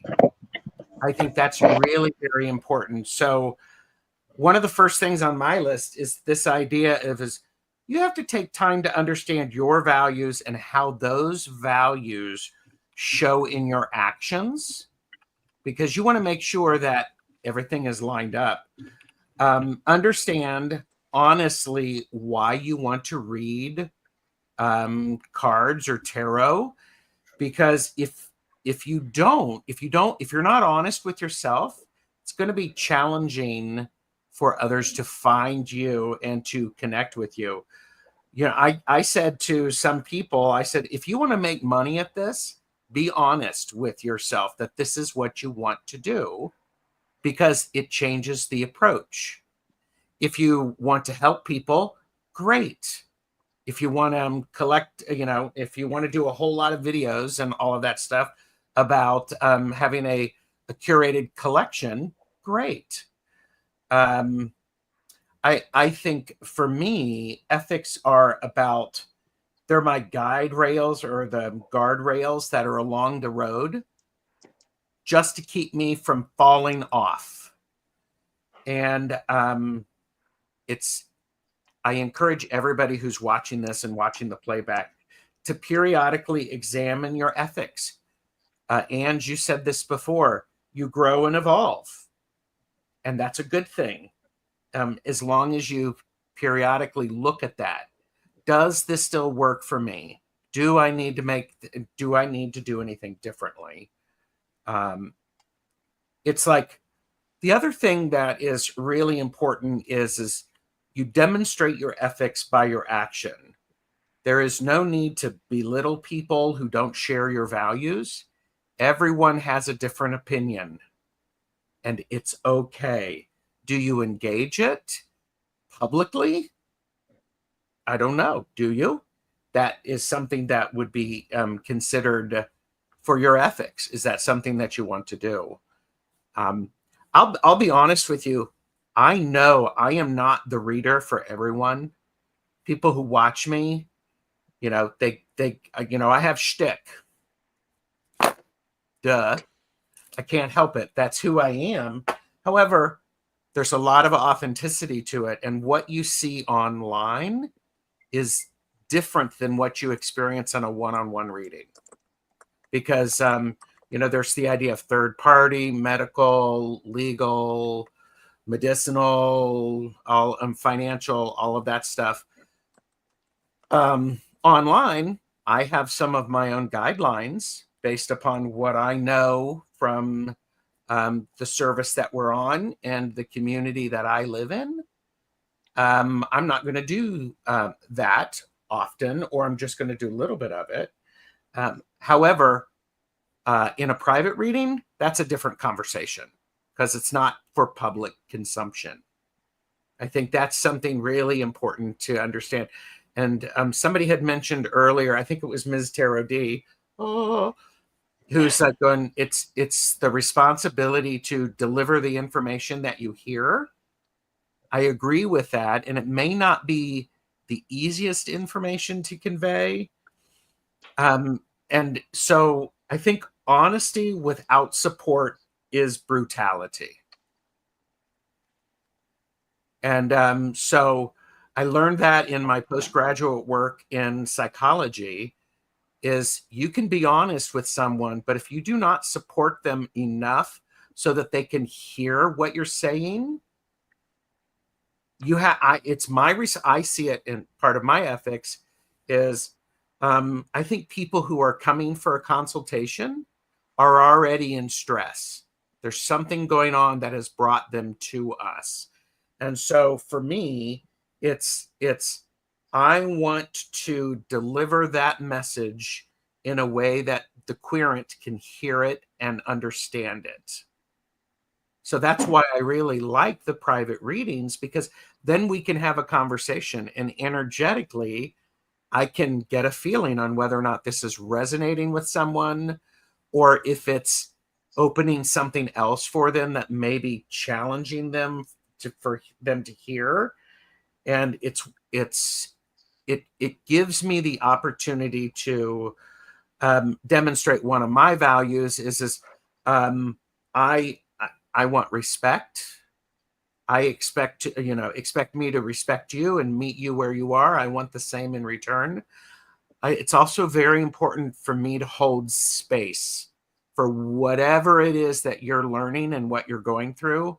I want you to be able to hold space so that you can look at that and you can understand it and explore it in a way that is helpful for you so that you leave from the time that when we're finished, that you leave feeling like you have gained something that will support you and to help you where you are. So yeah, I do, before I start every private reading and every time I go live, I have a ritual. I have incense. I have jewelry that I wear. These are all things that each of us do in different ways. And for me, Bobby's not the only witch here. I'm a witch as well. So for me, that ritual builds that energy and creates that sacred space. And that's really very important. So I encourage everybody, if you're shuffling cards and you're going to do a reading, have that be part of the ritual. So I just wanted to dovetail off of something you said, Gerald, about if they're coming in and they're coming from a place where they really need help. I think the best way to gauge that is to read the energy of how the question is asked. You know what I mean? As opposed to reading the person first, because sometimes the question can be a dead giveaway about how it's asked. Oh, of course. But, yeah. Very true. Yeah. I not only hold space, but sometimes we have to create that space because it might be the only time the person may be able to share. Very well said, Sarah D. Yes, thank you. Confidentiality is really very important for me. If I do oftentimes I won't remember the reading that I've done for someone. And that's one of my ways of knowing that you're doing it right. Yeah, I'm doing it right. I've cleared myself, and I'm the oracle delivering the information. And so, but I'm not going to talk about somebody else's reading. I'm also a person who, when I'm sharing space with like these amazing people, I'm not going to be talking badly about other readers. All of you have different reading styles, and they're equally as valid as mine. I mean, and I love the idea of find the reader that is right for you. Because, like I said, I'm not for everybody. And that's okay. I'm fine with that.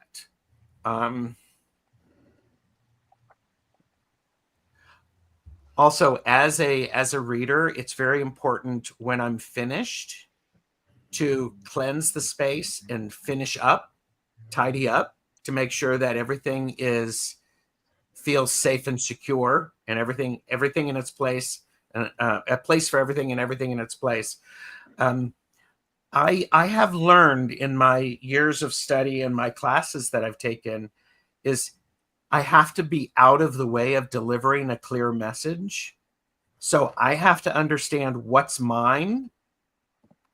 And if something that is coming up in a reading is giving me a reaction, I have to go, okay, this is me. I have to put that aside so that I can deliver that information for the querent.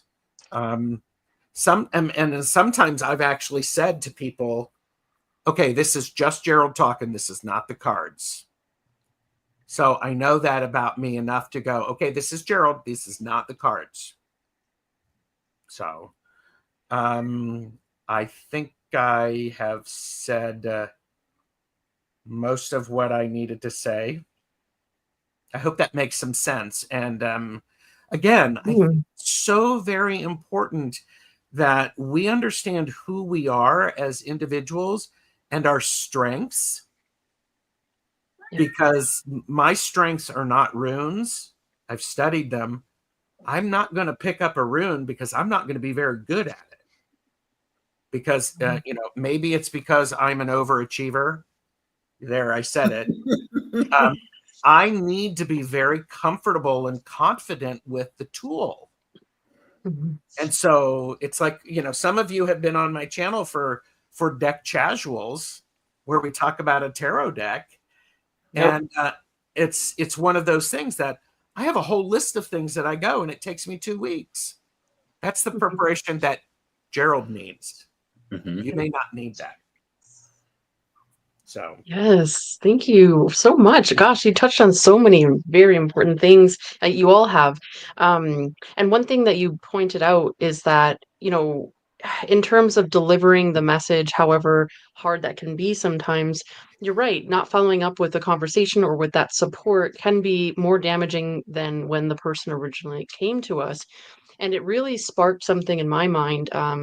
So in the medical field, often, as you can imagine, there's tough news and things that we have to deliver. And one of the things that we're taught in nursing school is reading the energy of the room and meeting a person where they're at. Yeah. Okay. So, you don't want to talk above them. And what that means is, get a feel for how the person speaks. You don't want to start talking to a person at a level that they can't understand. So, for example, it's very easy to do when you're in the medical field and you start talking medical jargon. But, to someone who doesn't understand that, that's going to really like freak them out even more. And so I've taken a lot of that experience from that line of work into the line of work of reading cards to really understand what that means to meet somebody where they're at and to read the energy of the situation and the person. So very, very important. So thank you very much for mentioning that.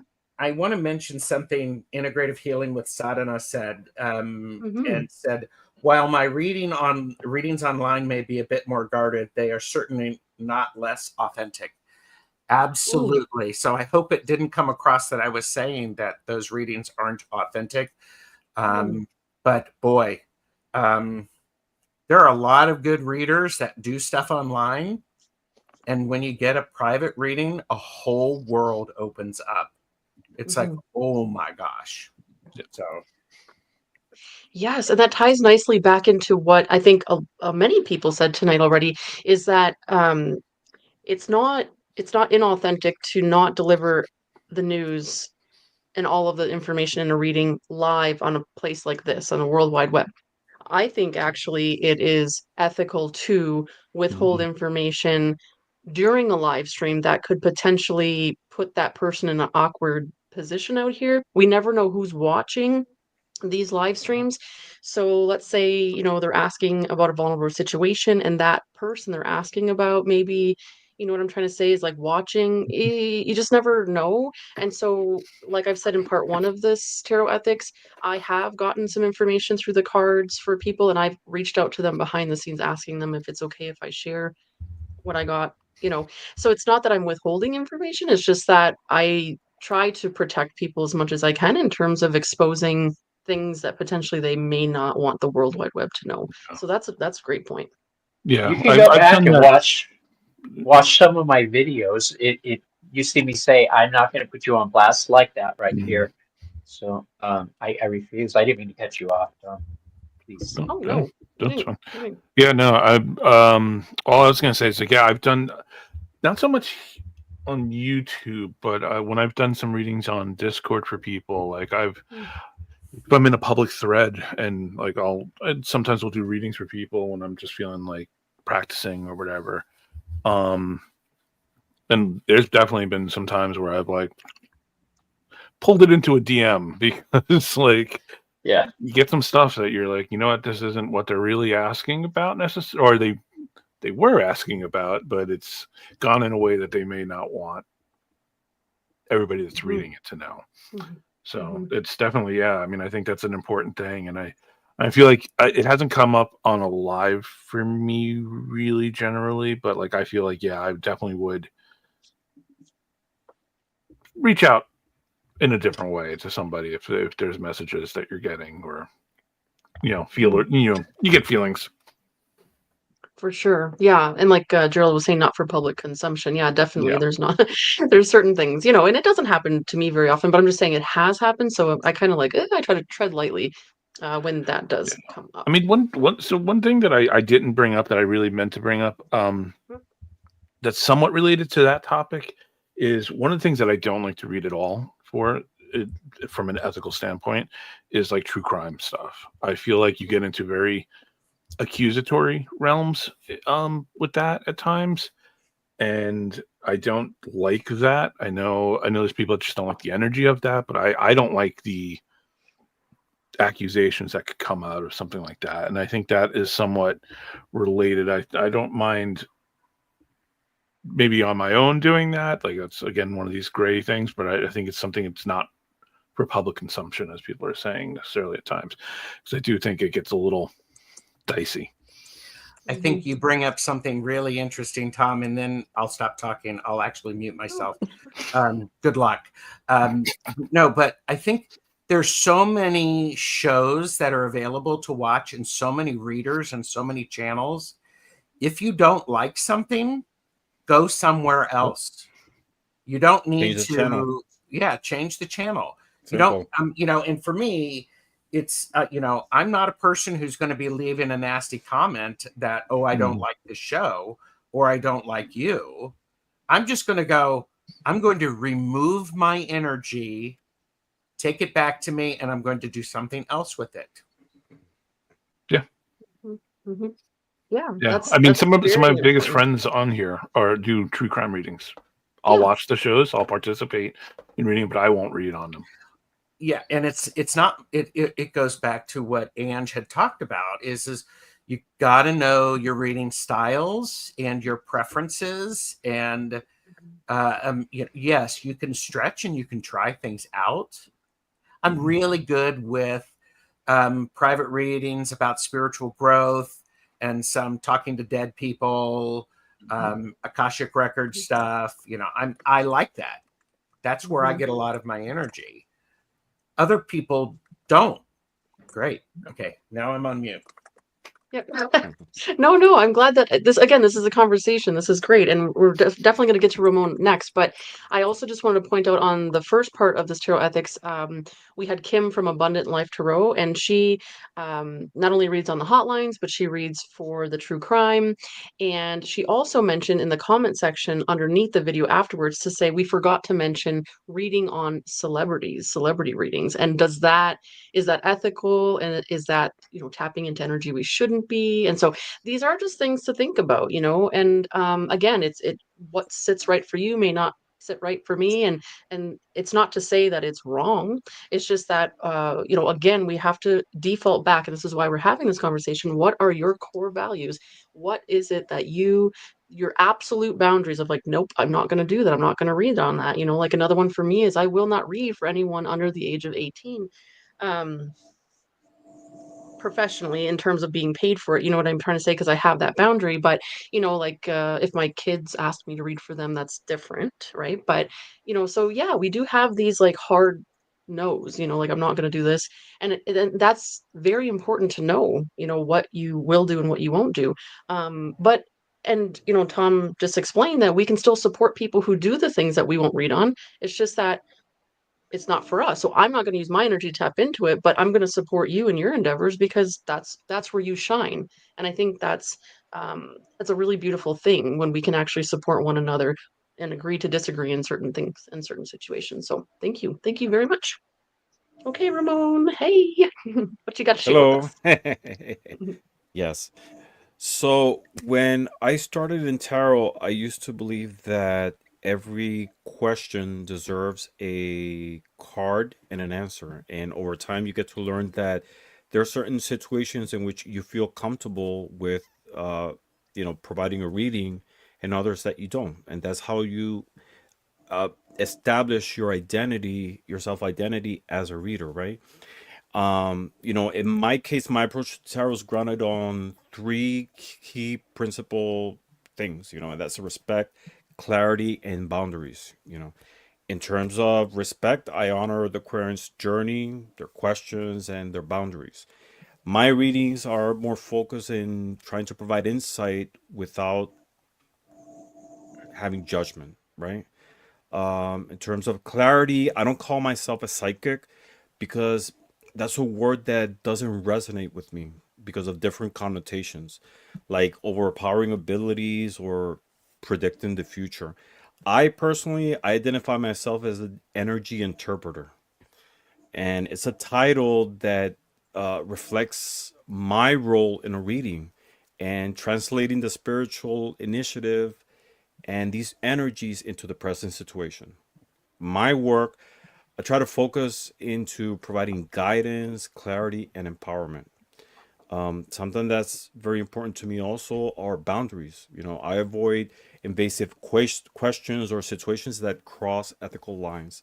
And my readings, I try to always frame it in a way that serves the querent's growth and in healing. In terms of preparing for a reading, my practice, beside having a psychological side, it's also deeply spiritual. I connect with Santa Muerte, which is my spiritual guide. For me, she is a being of light, of clarity, of cutting away all those things that don't serve us. And I connect with her for grounding, for spiritual guidance, and to clarify in readings. And before sessions, either in person or live. I clear my space with sage and rosemary infused agua florida, which is a water that is used, it's a cologne that is used in spiritual readings. Um, and I try to create a sacred space, focusing the environment on both myself and the person that I'm reading with. Emotionally, I try to ensure that I'm centered and balanced, so I can show up fully for the querent or for the reading, even if it's for myself. Um, this preparation, it's not just for me, but in general, it's about creating a safe, sacred space for growth and clarity. In terms of third party readings, I take sort of like a middle ground approach to it. I don't believe that they're inherently unethical, but the intention behind the question matters. And if the focus is on helping the querent heal or try to move forward, I'm more than open to reframing the question to try to keep it in an ethical way. Like, for example, if someone asks, um, "What's my ex thinking about me?" I might try to reframe it as, "What do you need to know to let go of this relationship?" Or how can you find closure and move forward with confidence? This keeps the reading centered on the queer's journey rather than trying to introduce into someone's privacy or energy. I try to avoid true crime readings, particularly the contemporary ones or on ongoing cases, because to me sometimes they can cross boundaries in ethical ways. And I know that even though some readers approach true crime situation cases with the intention of helping, I prefer to focus my energy and my reading in empowering the querent and respecting certain boundaries. In terms of transparency and expertise, like I said, I see myself as a energy interpreter, and I use tarot and other divination tools to help people gain insight, clarity, and self-awareness. I don't claim to be a psychic or to have supernatural powers because those labels often imply certain unrealistic expectations. I'm clear about my abilities and my role. I read energy patterns and spiritual dynamics to help guide people towards understanding and empowerment. This transparency to me builds trust and ensures that both the querent and I approach the reading with sort of like a certain level of aligned intentions, right? um, in terms of ethical challenges. Like many readers, we face ethical challenges in our practices, like the grifters and scammers. And most of the time, it's very disheartening to see people exploit spiritual practices for profit. This kind of like reinforces the importance of transparency and integrity in our work. Channel hopping, when someone asks multiple readers like the same question, to me it often signals like a very deep need for spiritual healing. I gently try to ask or face these questions and try to address the root of concern.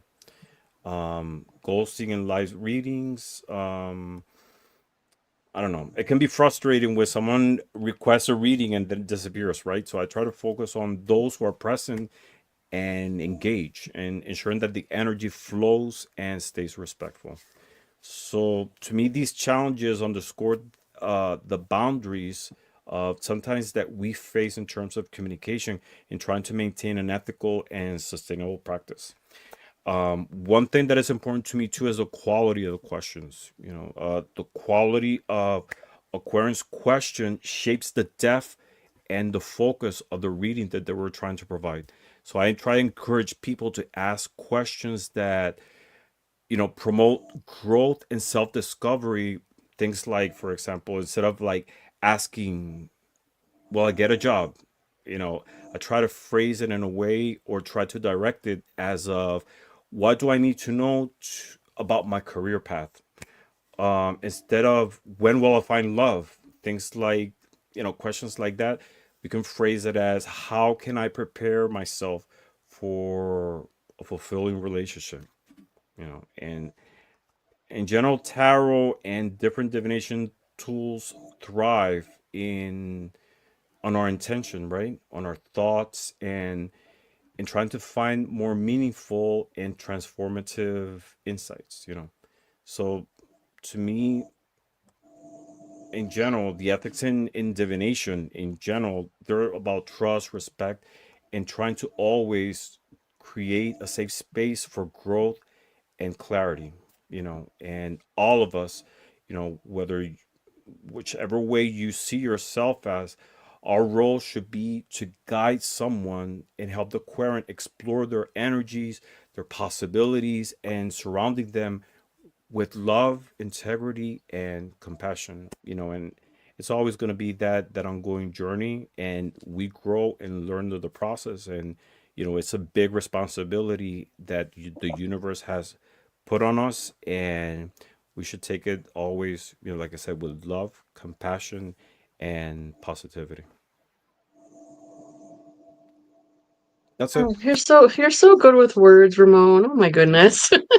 He's a Gemini. um, He's a yeah, Gemini. So I just like to hear him talk. Keep talking, and right. very relaxing. Just keep Thank talking. you. Yeah, he's no. modest. He's modest. I don't know why, No. but he can walk. He doesn't realize it as a Gemini. He can walk on this side and the other side and balance those energies out. That makes him a fantastic. Mm. Yeah. Absolutely. And thank you so much. You brought up again, just as everybody has some very important topics. And I heard a couple people say already about being like balanced. We brought this up in part one as well about being well enough to be able to read, right? So this is all energy work at the end of the day. So if I'm not feeling well, if I'm not balanced, I have no business in Mhm. reading for anyone, including myself, right? So I do think that that is very, very important that we know ourselves well enough to know, are we well enough to be able to read for somebody? And so rescheduling a reading or maybe canceling a live sometimes is for our own well-being as well as protecting those that we're reading for. Definitely. Absolutely. Definitely. Um, and you mentioned about knowing your expertise, and I think that's also very important to know your expertise and stay in your lane. Don't pretend that you know things that you don't know. Like we have already alluded to, everybody's very good at specific things. So just focus on that and grow that, right? Like Gerald said, he's not an expert in runes, so he's not going to pretend that he is and offer rune readings because that's not where his strength lies. Mm-hmm. And so that is also another segue into saying that it is okay to refer somebody to another reader that has those strong points, or even referring somebody out to seek medical attention or financial advice or legal advice, right? So just sort of Mhm. knowing your expertise and just really focusing on that, right? And not going outside of the lines, because it's okay to dabble in other things and try other things. But at the end of the day, um, giving false hope or false information to somebody is unethical, right? So we have to be careful that we don't overstep that. And one more thing, One of the rephrasing coolest things questions. I ever learned was to how to say, "I'm not going to do that. I'm not reading that." Right. Yeah. And it's And if okay to say you that, haven't learned actually, how to say that yet, you're gonna learn. You need to learn how to say no. for sure. Yeah, absolutely. That like we have a right to say no to certain things that we don't feel comfortable reading on, right? And yeah, Mm-hmm. that's definitely part of knowing our values and our boundaries as readers. And we were mentioning about rephrasing questions, and it was really interesting that Tom brought it up in a way that he was saying like even if you rephrase a question, we're still asking the same thing. And I get it. I definitely understand that viewpoint, and I respect that. But like rephrasing a question, and I believe I forget who now, somebody else said it that if you rephrase it in a certain way, it can actually be more empowering to the Yeah, queer and to the client. Oh, Ramon said it, I it think. was it was Ramon, Jeff, right? I think. I think Jeff. I think this was brought up in a couple of different Well, conversations, I but I'm just brought it up as the energy of the question. I mean, Yeah. that's what I right. said, but Ramon said it's about rephrasing the question to get an answer. And someone in chat very aptly put it: the question or the answer is only as good as the question. Right, Yeah. exactly. Yes, yes. Yeah, and let me just say Mhm. one thing, because like what I was saying was really specific to that, the third party thing. Oh, yeah. Okay. I'm not saying because people are asking for one thing and then they're still asking for that. They're just phrasing it a different way. When Yeah, but definitely. And I wanted to touch on that because I understand that, but I think, and I said this in part one as well, is that I personally don't feel comfortable reading on third parties, But when I'm asking or helping a client to rephrase it, it's really for me so that I can focus on what I need to tap into. So, it kind of throws me off sometimes when somebody's asking me, how does so and so feel about me? Well, I'm automatically thinking about so and so. I'm like, oh yeah, how does he feel about her?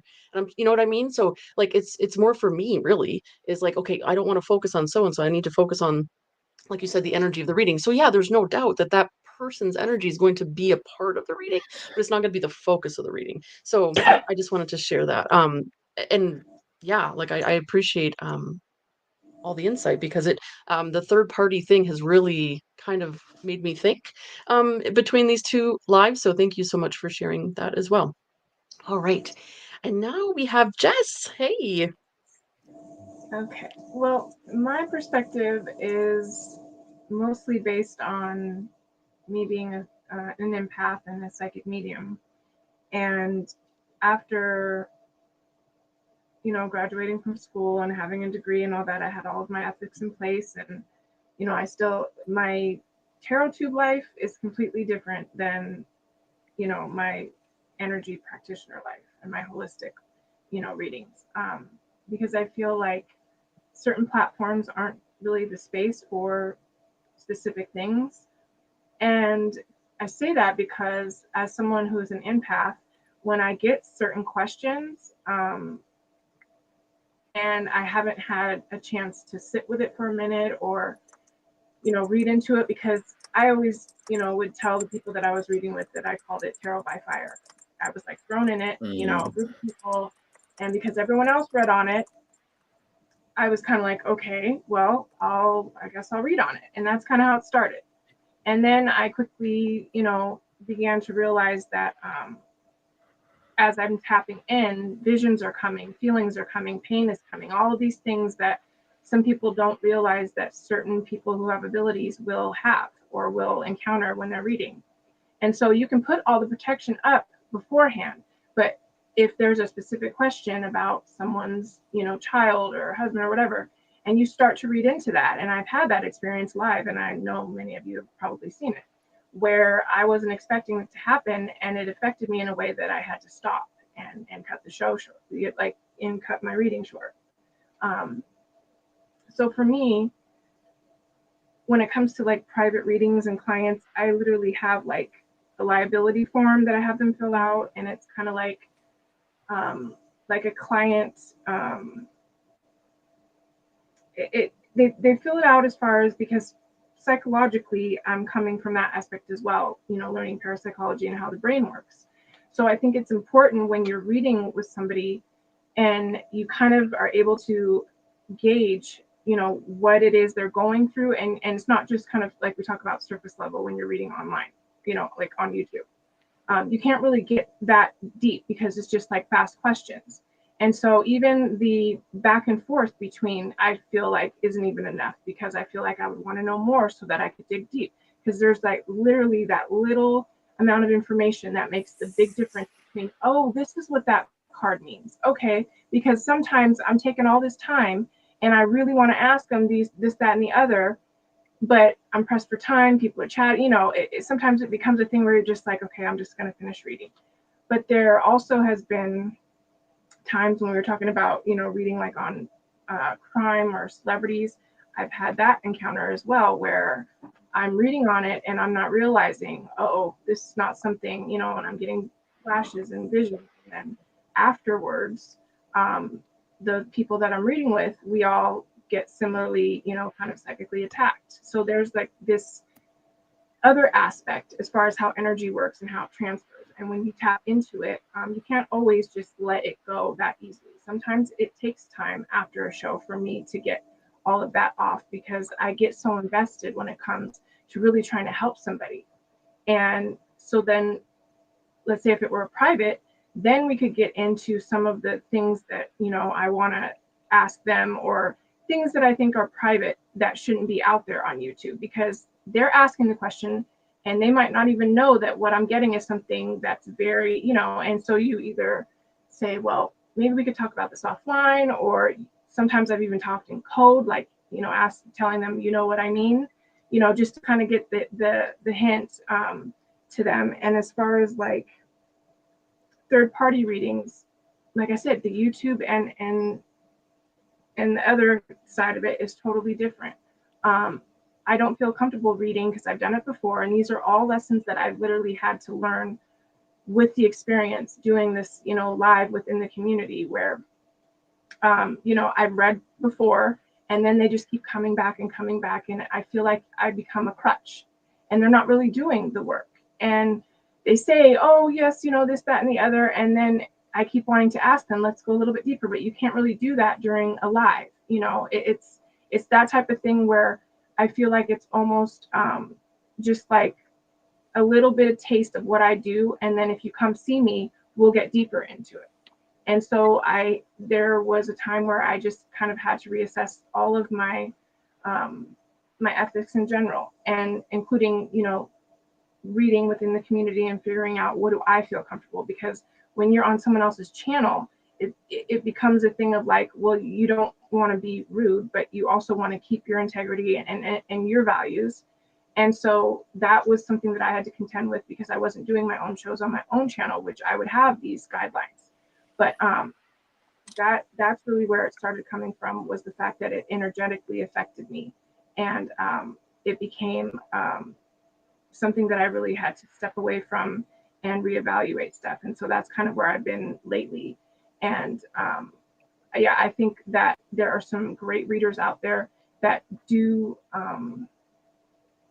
great work within the community and really do help people.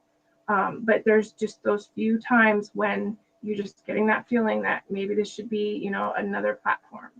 And I've just always been that way, but more so now that it's affected me, physically, emotionally. So when I want to work with clients on the side, I want to, work mind, body, and spirit and integrate everything together, and then show them the modalities and the ways to do that. Because my point is, I don't want you to keep coming back every week and relying on me, and then it becomes like a prediction addiction type of thing, where I want to give you the tools and teach you or your family or, whatever you're going through. And then you come back and we'll reassess and we'll work from there. And it becomes, like a system instead of just a weekly thing on the same question, if that makes sense. 100%.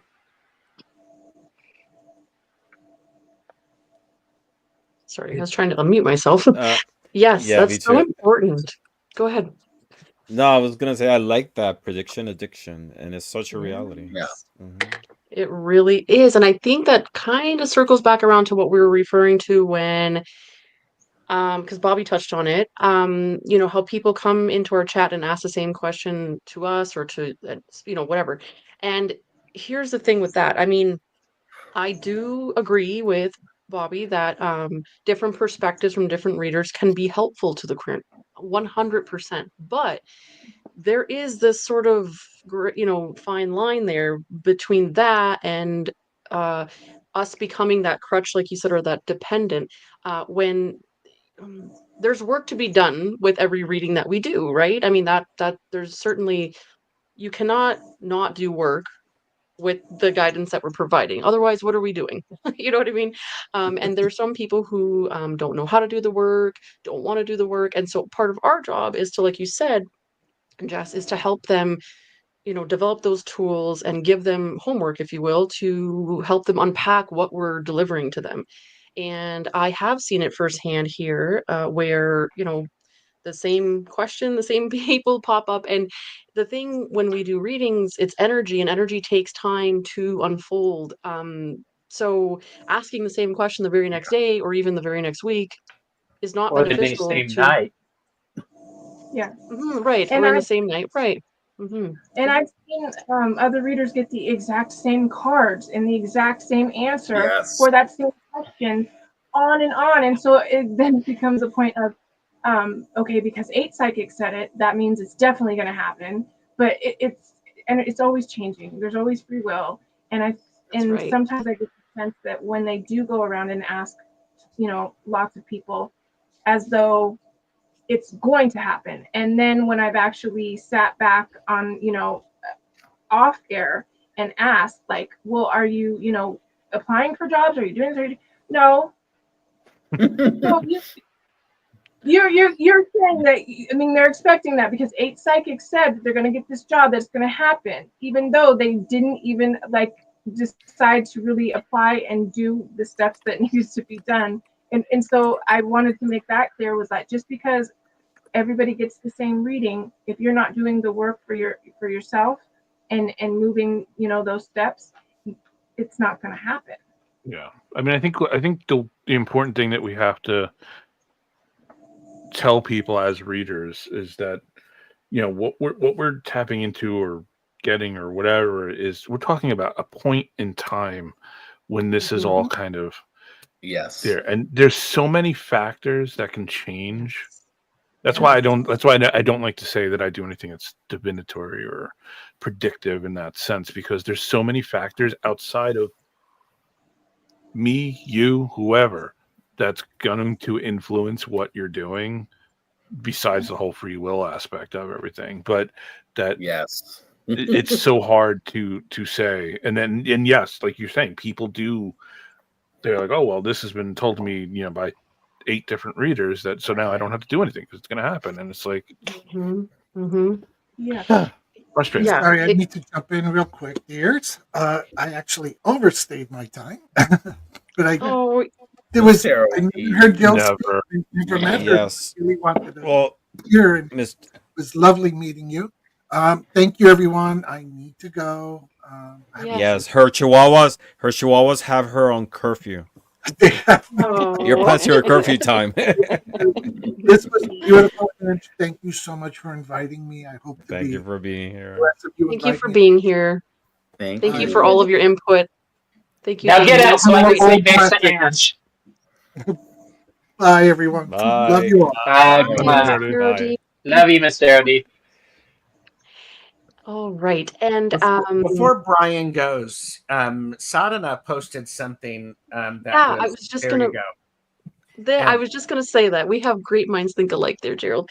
There Yeah, you I just want to say there's been a lot of great chat, Yes. and there is some things that I have starred. So just know that we appreciate everybody in all of the chat rooms. It's just that in a panel this large, we really have to keep the conversation going. So just know that you are valued, and thank you for adding to the conversation. Sadhana is another amazing reader in the community, and I would have loved to have her on this panel as well, but there was just so limited seats here. But this is really important. If you read here, have any of you said on a regular live tarot tube readings, I don't think that you're hearing me. You asked me the same question last week. If you want to take this deeper, please reach out for a private reading. Boom. I can definitely say I have not, but now that I have heard it in those words, Edna, I definitely would not be opposed to doing that, because that is a very polite but firm way to do it. And if anyone here has not been on Sadhana's channel and heard, that is very much what Sadhana is. She's kind, compassionate, but firm. And I love that about her. So thank you. I had someone come in today asking a question that they've asked me 2 or 3 other times. And in the Celtic Cross reading, the first card that came out of the energy of the question was Magician reversed. And I said, clearly you're not doing enough, and that's why you're asking again, because you're not manifesting. Yes. I remember you saying that. And I went, look at what you got. So I would try to be cutesy about it and not hurt the person, because obviously they're coming from they are coming from a place, but you have to set your own guidelines. I mean, that's absolutely, it depends on the person. You know, even when I'm doing readings and trying to be polite, I'm still being funny and honestly harsh at the same time. Like, if somebody's asking me a question and I tell them, calm your tits. You know, you need to fucking chill. All right, you need to back up and slow your ass down. I don't mind telling people that. I'm still a kind, compassionate reader that's going to tell you, slow the fuck down. Yeah. But I do it with humor. That's my weapon. Yeah, for sure. And we all have it. When their guns blazing, that energy comes through to you, and you end up falling. You could fall into the trap of being like, okay, what? And then just blowing up. But so, it's a fine line. Control the narrative, and if humor is what you have to do it, do it. Yeah, and how they energetically come to us, that ties in perfectly what Jess was saying about how these readings energetically affect us, and they do. I mean, whether or not it's a good way of affecting us or a negative way of affecting us.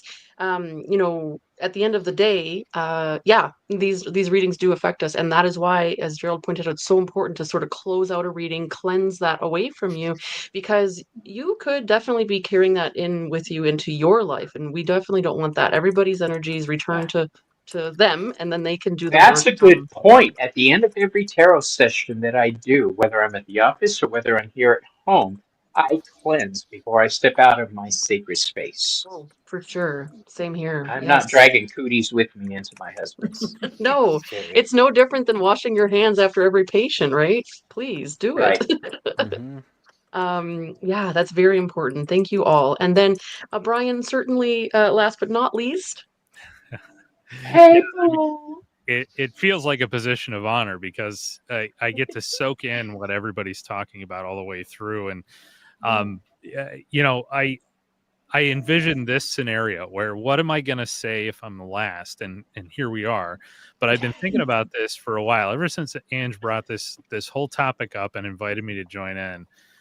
It's been on my mind. So whenever I had some quiet time, I just would think about, you know, it's not something I've formally laid out before, even though it's something that's on my mind. And one of the things that I really thought of first is what on earth does tarot mean to me in the first place? What do I bring to it, or what does it bring to me? And then by extension, what does it bring to people I might read for?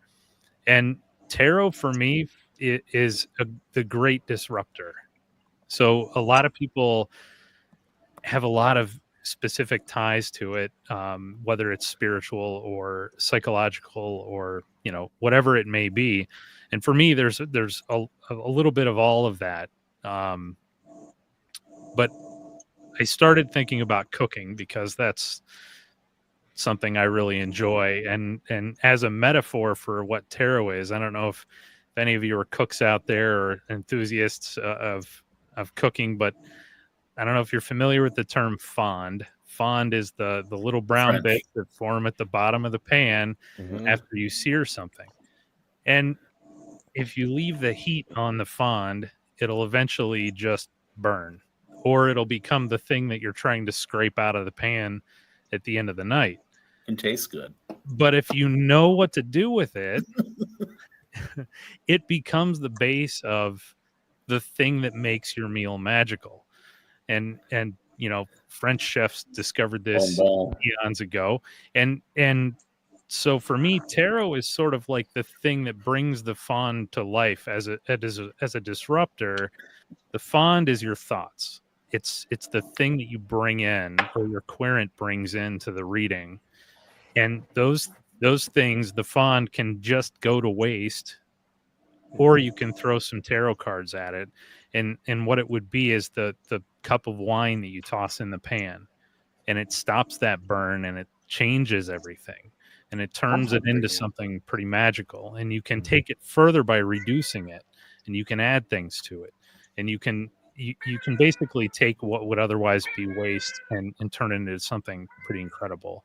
So I think if we think of our querents and the folks that we're reading for, or ourselves, if you're reading for yourself, as that bit that could otherwise just kind of, your thoughts can run away with you. You can get bound up in that energy, and you need something to kind of break it up. And for me, tarot does a really good job of doing that. It can break things up because it can start to bring in some things you might not have otherwise thought of. And conceptual blending is often the term that's thrown around about what tarot can do in that sphere, and how it can be the great disruptor, I think.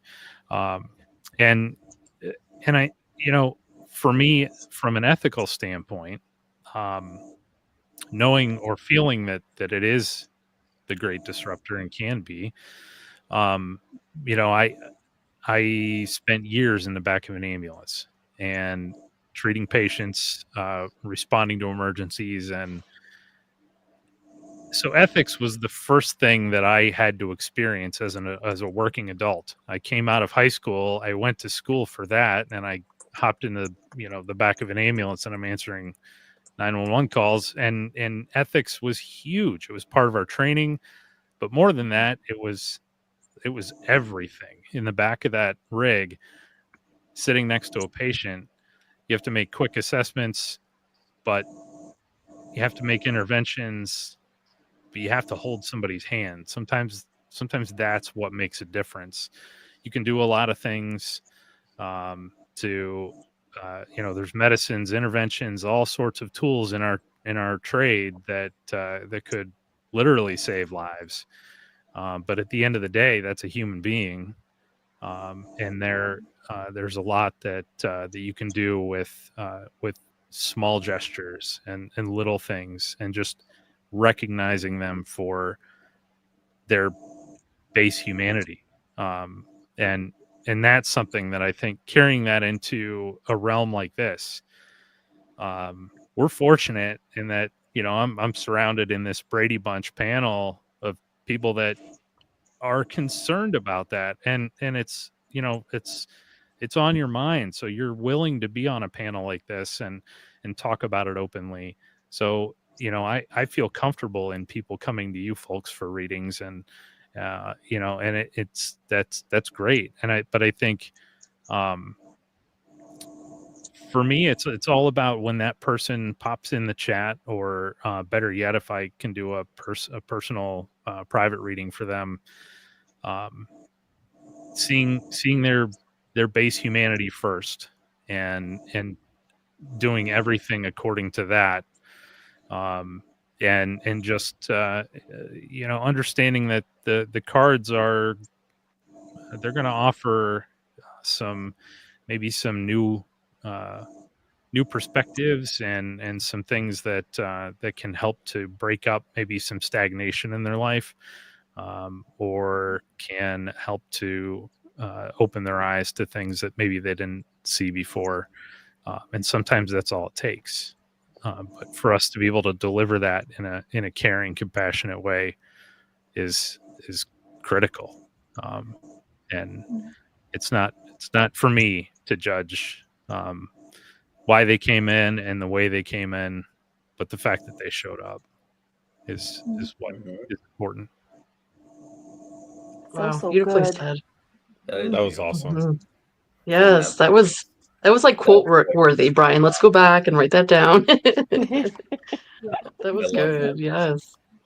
Oh wow, we're talking about food in the chat, and we're talking about McRibs and rotisserie chicken. I know, I'm so hungry now after hearing about the sauce. Wow. Again, I'm so grateful that so many different things have been shared here and in chat. And I just want to kind of pause. I know right now we're kind of like at the 2 hour and 20-minute mark. So if anybody does need to leave, please don't be shy and just speak up, and that's okay that if you have to go. But for those that want to stick around a little bit longer, and if there's any other topics surrounding tarot ethics that you want to bring up, maybe that we haven't mentioned or that has been mentioned and you want to dive a little bit deeper into it, there are just a couple things in chat that were mentioned that I do want to point out because I don't want to overlook it. So earlier, I don't even know if Lexi's still here, but Lexi said authenticity is a very tricky concept because you could swear up and down that you're being authentic, but ultimately presenting oneself online is very curated, and we must accept that for what it is. It's a vacuum. I agree with that. And it is a medium that I think we present ourselves in a certain way that, by virtue of the fact that it's virtual, it's to some degree tricky to think of it as absolutely real. So as far as curating goes, though, that implies some sort of effort on our part, when I hear it personally, to pick and choose or not be authentic. I don't know, or decide what you're going to do and how you're going to do it at every point when you're doing the reading. So I don't know if that's necessarily the way I would put it. Curating, that's where the ethics come in, and that's where you pull back, or you know what I mean. It doesn't really have to do with the vacuum that is YouTube. Yeah, exactly. Yeah. Mm-hmm. Yeah, no, I definitely agree. I just wanted to, that was an interesting comment, so I just wanted to I point it like out. it. But Yeah. yeah, it definitely has merit to it for sure. And then I think Heather left, but she did say earlier gatekeeping can be an issue too, and that would be a possible topic for Yeah. discussion. I mean, Yeah. that's a huge That's a topic big all in one. itself for sure. And I mean, I think there's gatekeeping That's in my every community. challenge. Yeah, there's gatekeeping in every community. That is one of my Yeah. major challenges when I see people in life and on YouTube, who my first impression is, well, I wouldn't get a reading from them, but I'm not going to run and go tell everybody else. Are you sure you should go to their channel? Are you sure you should do this? That's not me. Okay, that's not Right. my role. That's not my job. Right? I'm not the gatekeeper of YouTube. So Yeah. Or just the craft in general, right? Like gatekeeping, like you said, how someone reads, or I mean, gatekeeping is a whole thing that we yeah, could it's a go into big different thing. avenues, right? But yeah, that is something I've to be had mindful of. people that don't want to get readings from me because of the gods that I work with, because they think there's going to be an evil energy entering the room. I can't tell you how many times I've been asked that question. Um, and even other readers, Ramon's chuckling over there. I'm thinking he's been up against Yeah, this I can relate before. to that because I work with Santa Muerte, and a lot of people have like, I mean, it's a lot of it is misinformation or lack of Yes. information. Mhm. They think it's something dark, but it's totally the opposite. Yeah, So I Yes. can there's relate to that. Hecate, Santa Muerte, the Morrigan, Lilith. These are all goddesses that put people on edge when they first hear Hmm. about them. But yeah. Yeah. And It's just, yeah. Go ahead. I want to go back to Lexi's comment about the idea of the curating. I Oh, think sure. it's part of as content creators, we have to understand and figure out how much of my non-YouTube life do I want to share with everybody. Yes. Yes. That's a decision There you go. only you, the person who is the content creator, Mhm. can make. And I think it's so very important to understand. For a long time I was teasing people. It's like going, you only see me from here up. I do have a waist and I have legs. And no pants. No pants. I do have pants. Lies. Hey, No. just pants. And They're long pants. meggings, because if you're not wearing meggings, you're not doing readings. But so I think it's important that, I watch some people, and what they're comfortable with sharing is not something I'm comfortable with sharing. Right. It's okay. Everybody, Yes. you do you, kids. And Yeah, and this is that's a it. public. That is a public true. That's a very good point. Because in reality, how you have to translate, y- you know, real life, or maybe real life is not the right word, but it's a different format, you know, in person versus online. So you have to like try to translate into this totally different dimension to be able to share readings, interact. And then at the end, like, what do you define as authenticity? If what you are, that's like going back to gatekeeping, right? Who defines what is authentic, or what is the authentic you? Because in Exactly. reality, we have different facets in our life. I'm the Yes. son, I'm the brother, I'm the boss, I'm the boyfriend. It's Yep. there are different What sides is of who we objective are. reality? And what Mhm. you present is your authenticity in this format. Very much. That's right. Simple. Very well said. Yes, for sure. And I think it goes back to what we were saying in terms of not everything is for public consumption. I mean, very simply put. And Exactly. actually, Rain and I talk about this in the shame and vulnerability piece of Beyond the Veil. And actually, tomorrow's part 2 of that conversation, if anybody wants to tune in. But yeah, we talk about vulnerability and how not everyone is privy to certain information in your life. It's very simply put. And, when someone like us who are content creators and we put ourselves literally out here for the world to consume, you're damn right that we have a choice of what we're going to put out here Mhm. and what that's going to look Hmm. like. Does that make us inauthentic? Hell no. As a matter of fact, just putting ourselves out here is authentic and vulnerable and, courageous. But yeah, certainly what people are Mm-hmm. allowed to see of me on here, yeah, that's It totally means we my, To have me, it's more boundaries. real. yeah, It means we boundaries. No, have yeah. boundaries and we're sticking to them. No, I Yeah, like that. no, and you're making an effort of trying to present something good, something right, positive, something of value, you know. right, You're making right. an extra effort, and it's not faking things. You're just trying to make I don't know, curating. You're creating it to try to bring positivity at the end. That's There's right. also a part of it that, so like I wear this hat every time I'm on here, and I have this background, and I have, whatever. And for me, this is an authentic part of me that I get to share in this community that I don't get to share in my regular life. Yes. And Exactly. that's an important Mm-hmm. thing for me. This is Yeah. something that, luckily, I have a wonderful family that embraces this and is excited for me to be able to do this. But outside of my home, the only people that know I do this are in this room and subscribe to my channel. Nobody else in my life, nobody at work, nobody else. So this is a time where I get to be an authentic part of myself that I don't get to express anywhere else. There And you go. I treasure it. This is Brian's Uh-huh. drag. That's right. Exactly. Presentation counts, right? Absolutely. I believe, yeah. Like we take pride in what we do in our channels. Like, and it Mm-hmm. shows. Every single one of us has this unique personality. We all bring something different to the table, and that is part of being authentic, is just I know what I bring to the party. you bring the party. Come on, Bobby. Yeah, it's very, very interesting. Wow. Okay.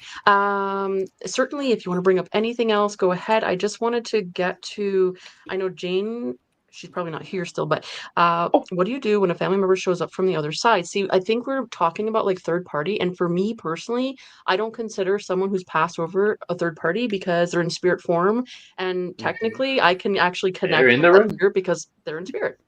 But maybe Right. somebody else on panel has a different perspective on that. I think a lot of the things that we're touching on are just very, very subjective. It, Yeah. Depends. And I feel like there's definitely a lot of gray space. And, each one of us has to kind of navigate these situations as we come across them, because Yeah. there's things that today I might say, yeah, no, I don't do that. But then tomorrow I might just feel like it. So it depends on the situation. There's so many different factors that you have to take into consideration with a lot of these, subjects that we're touching on today. I don't know that there's like a hard and fast line that can be drawn. Yeah, Right. that's right. Absolutely. I think Jeff made a good point on his show when he was kind of talking about getting ready for this show, about, where do you have the hard stop or say no this time, and then will it offend them?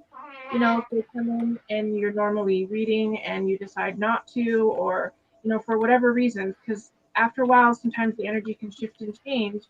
And at least I can sometimes sense that either things got a lot worse or it's something that doesn't need to be talked about now. And I almost can't believe that they want to do this right here. But it becomes a weird way to navigate, where, like you said, it stops here and I won't do that, but maybe depending on the circumstance, I may do it. It's literally, you just kind of have to play it by ear sometimes. Sometimes you can feel the energy and how bad it is. I mean, Yes. that's a hard stop for me personally. Yeah. If I'm getting shakes and I'm getting chills and I'm getting sick, and I have had that happen, or dizzy, I will stop. Yeah, and that's another important part about knowing who you are as a reader. And like you said, maybe some physical symptoms will show up, and knowing when to say no. Say, okay, we're gonna, this reading, like I'm gonna stop this reading now, and it's okay to do that because you're in control of that, and vice versa. If the person you're reading for is like, hey, well, I'm not comfortable with this, it's okay. The reading can stop there and they can come back and it can finish, or maybe they don't want to hear the rest of it. It's perfectly valid, absolutely. There was one I just wanted question to point here one thing out earlier. when she was Oh, I'm talking sorry, about. Jess. No, it was just one point when she was talking about, people coming from the other side.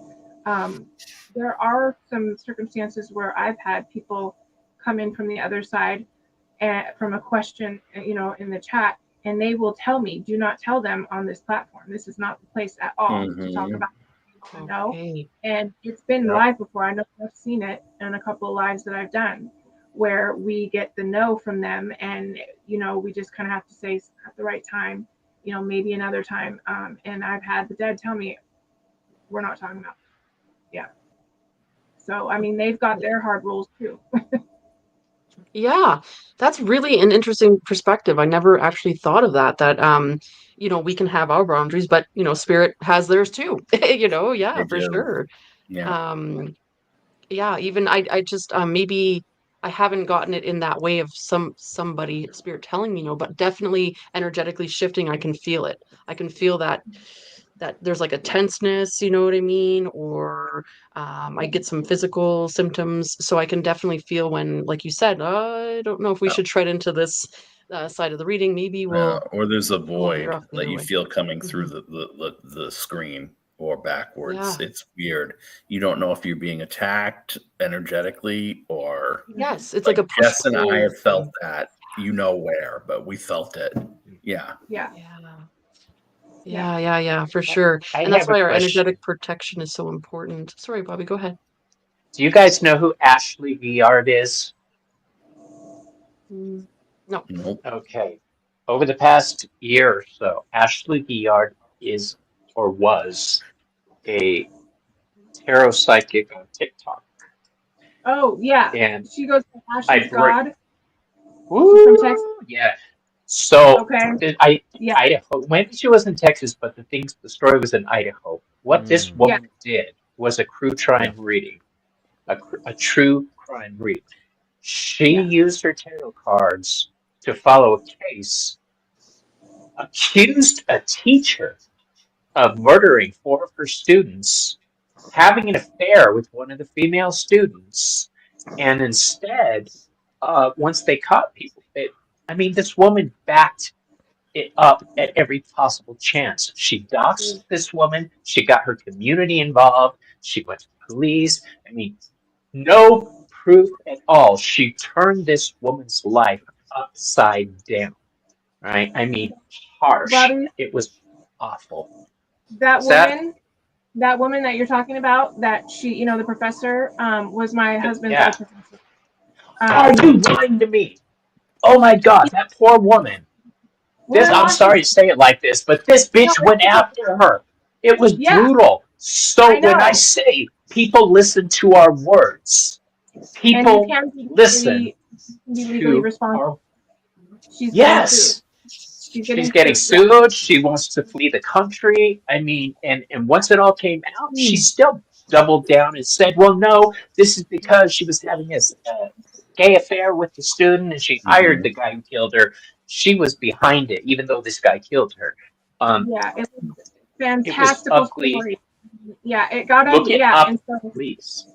yeah, they're right next door. Idaho's right next door to us, and so Wazoo, where all that went down, that was my husband's college.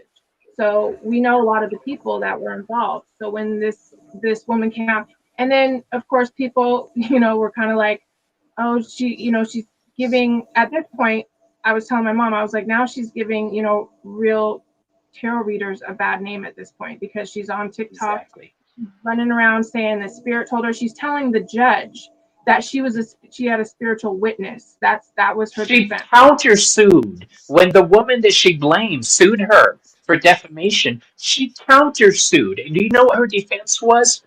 Spirit told me it's true, so it's true. Yeah.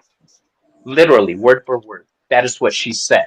I read it with my cards. It's true. Spirit said it's true. So please, please, anybody watching this who is thinking of doing online readings like this, please know that you bear a certain sense of responsibility. Okay. Yeah. Absolutely. Yeah. Yeah, I Yeah. won't We do have to hold ourselves accountable, right? Yeah. Yeah, you're right. Wow. She gave us all a bad name by that. It was bad. Yes, for sure. Yeah, that's a one story. So Brienne, I almost started my channel in 2018, but I had a setback. I thought about it since 2016, but I love our community, but just so much to consider with boundaries. Oh, Brienne, I would say yes. And the fact that you are taking the time to think about these things before you launch your channel says a lot about you. Yeah, for sure. And so I would say don't let it hold you back. It can be scary to take the leap, but certainly your voice is needed out here. And I say this to everybody who wants to start a channel. I Don't was be intimidated terrified. by the amount of, yeah, it is. And don't be Gerald intimidated scared by the the fuck amount of me. channels because you are different from anybody out here, right? So I'd say definitely do it. There is a lot of people you can turn to. Certainly I can say you can reach out to me if you have any questions.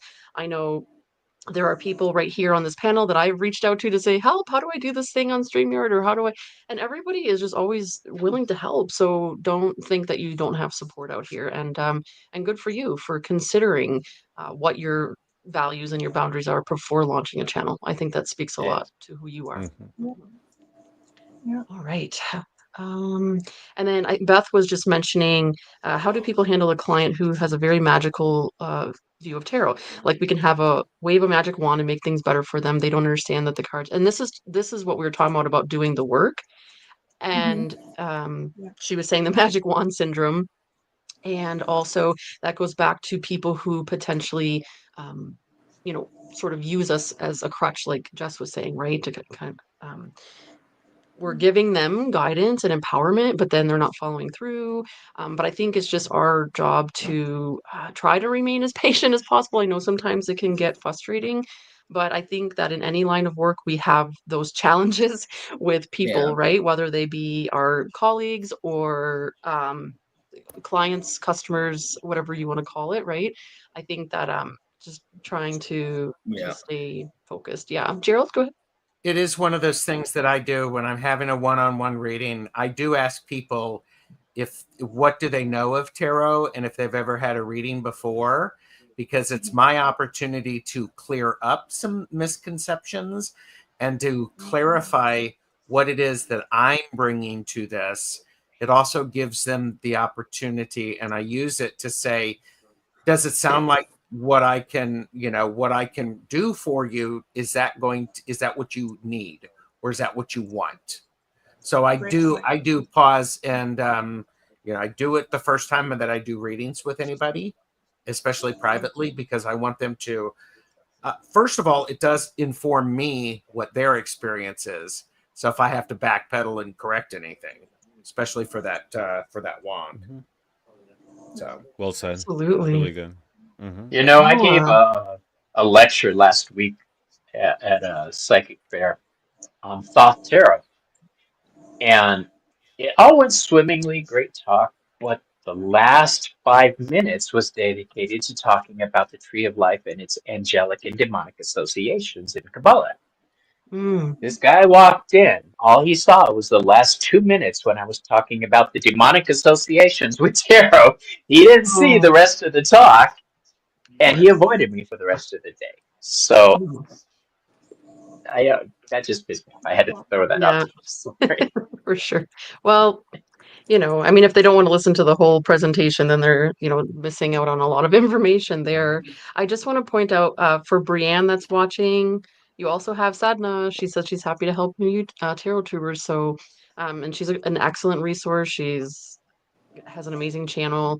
I know Gerald has been very helpful in the community, is always willing to help pretty much anybody here. Yeah. So, yeah, please reach out, if you are wanting to know how to do something, how do you use StreamYard, or how do you even create a channel? We're happy to guide you for sure. All right. So, is there anything else that anybody else wants to bring up or I do. mention? I do. I don't Brian's a know great resource about too. the rest of the panel here, but when you get your downloads or you get whatever, do they come from some of the strangest things? Like, for instance, 6 months ago, I was going through the manuscript of my next book, right? And the poem I had written about Donald Trump, for whatever reason, was in the 47th position. I'm like, oh shit. And everyone was in the, I mean, I know you're not reading in the political space, but to me, that was a sign. And then I had been reading a little bit before and a little bit after that the opposition was in trouble. And he did end up winning. So I'm just wondering if anybody has, just to bookend this on my end, because I'm just curious, if there are multiple divination tools you use, or if there are ways that you get downloads about things that come into you that aren't conventional. So, I'm Jeff, just are you saying we should blame you? That's what I heard. There's no other way to interpret that. I'm like I'm like this, and I'm like, my guides are telling me this. I mean, this, yeah.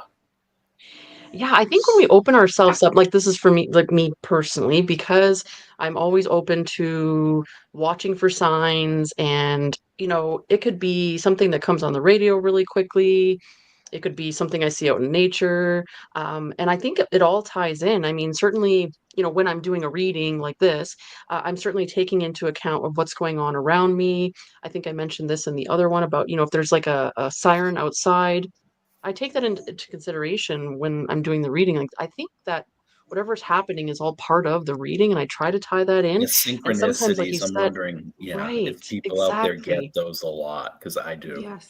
I do. I do too, yes. And I think that the more we open ourselves up and the more we trust our abilities, the more of the synchronicities come in. And that is very important to put into the reading. And a lot of people doubt themselves with that, like, oh, that was just this and that. But very much just like you pointed out, you put that together, and that is exactly that was meant to be part of that reading and that outcome. So yeah, for sure. I definitely get a lot of synchronicities, and I receive a lot of messages in my dreams too. If I have a dream, I know it's a prophetic dream because I never remember my dreams, only the prophetic ones. Luckily, they're very few and far behind. I mean, far between.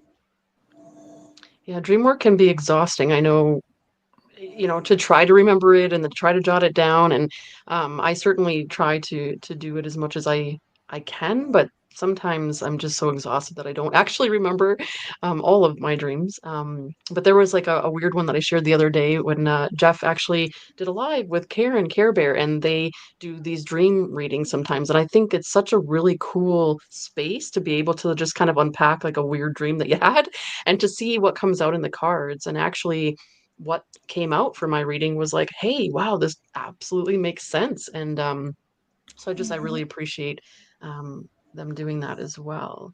I had a great reading from Jeff and Karen that night too.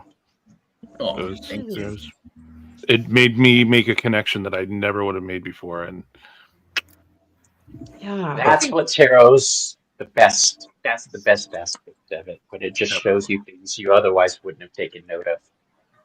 Yeah, and that's one of those situations where if I pulled tarot cards on my dream, I would have never come out with that, what they came out with for me, right? So that's a really good example of reaching out to somebody else. Not that I even thought to reach out for a tarot reading on the dream, but since they were there and they were live and I had this dream, I thought, hey, I'm supposed to ask these people about this dream. So. Exactly. And this was a dream that I had years ago that is still stuck with me that I was thinking about. And it was interesting because it's the exact same thing. I wasn't going to ask about it. And then it was just like, you know what? Why not? This is the perfect time. And the dots that got connected were perfect. I think it's really important that, and I've done a show on this, about understanding your baseline, Jeff, as you're talking about how you get those downloads.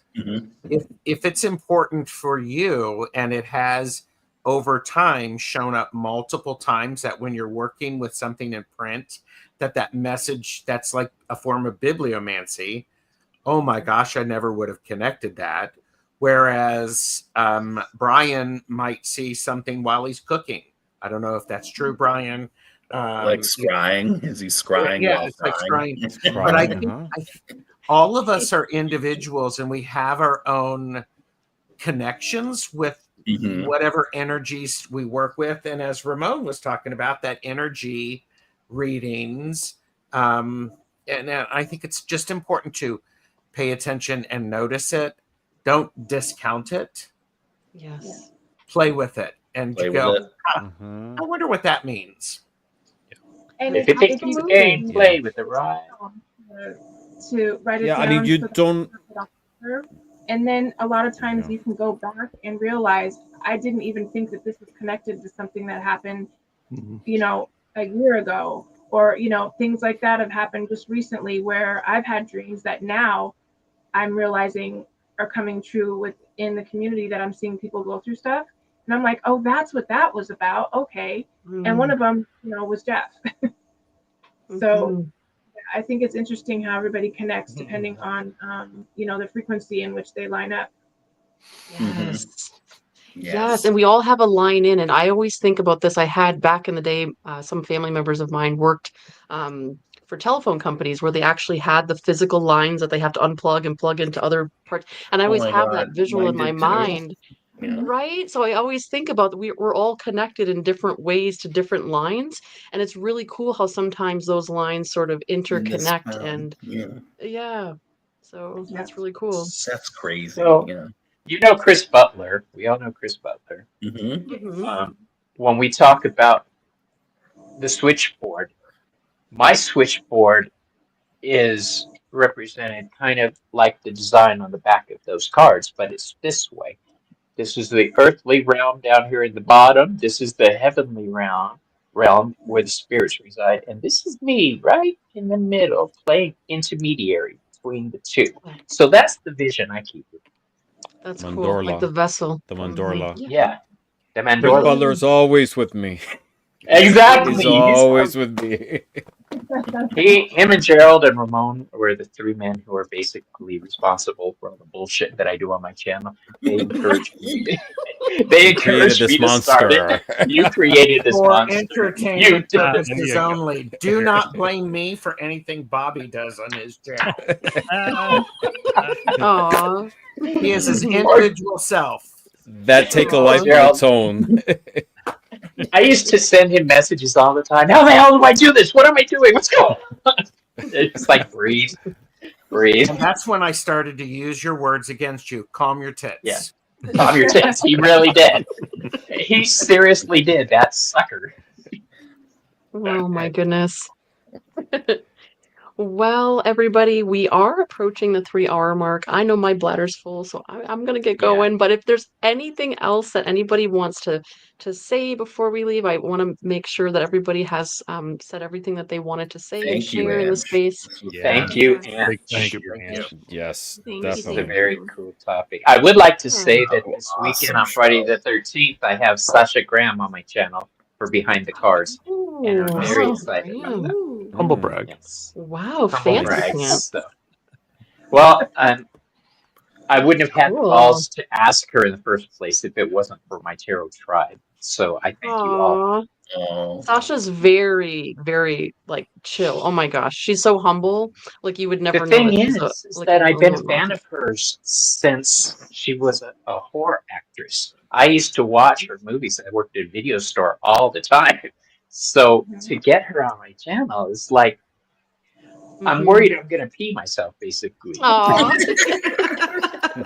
She's so sweet. You'll love her. Her energy's amazing. I've seen her on many different channels, Bobby, and congratulations for, for reaching out. I think that's another really important thing, when you have a channel, and you have like, very clear intentions of what spaces you want to create, and then you start to like develop like a little bit more courage to try something new, to try something different, to reach Bobby, out to I don't mean to another cut you off. Aspasia's asking what time. Oh, I'm sorry. Oh, let me see. It is going to be on Friday the 13th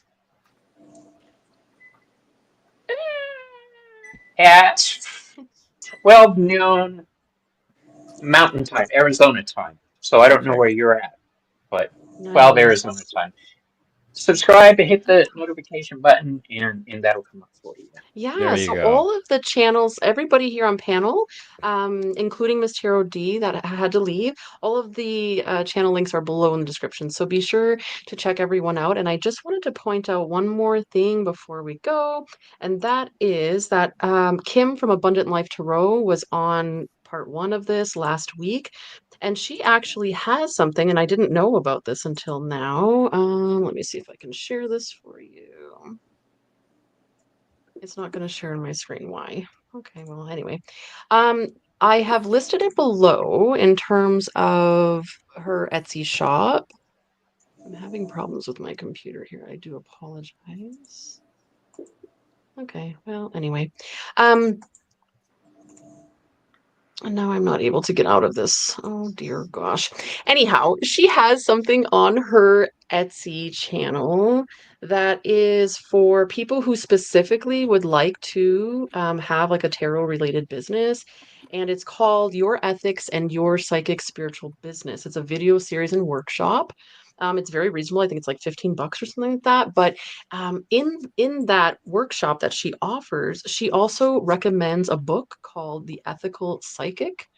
All right. And so I had it all lined up so that I could share screen, and now my laptop has locked up on me. So I will just leave it to you that if it's something of interest to you, go ahead and check it in the description. As well, as Gerald pointed out at the beginning of the show, there is a show that he did with Deb Purple Elephant on tarot ethics a while ago. So check that out.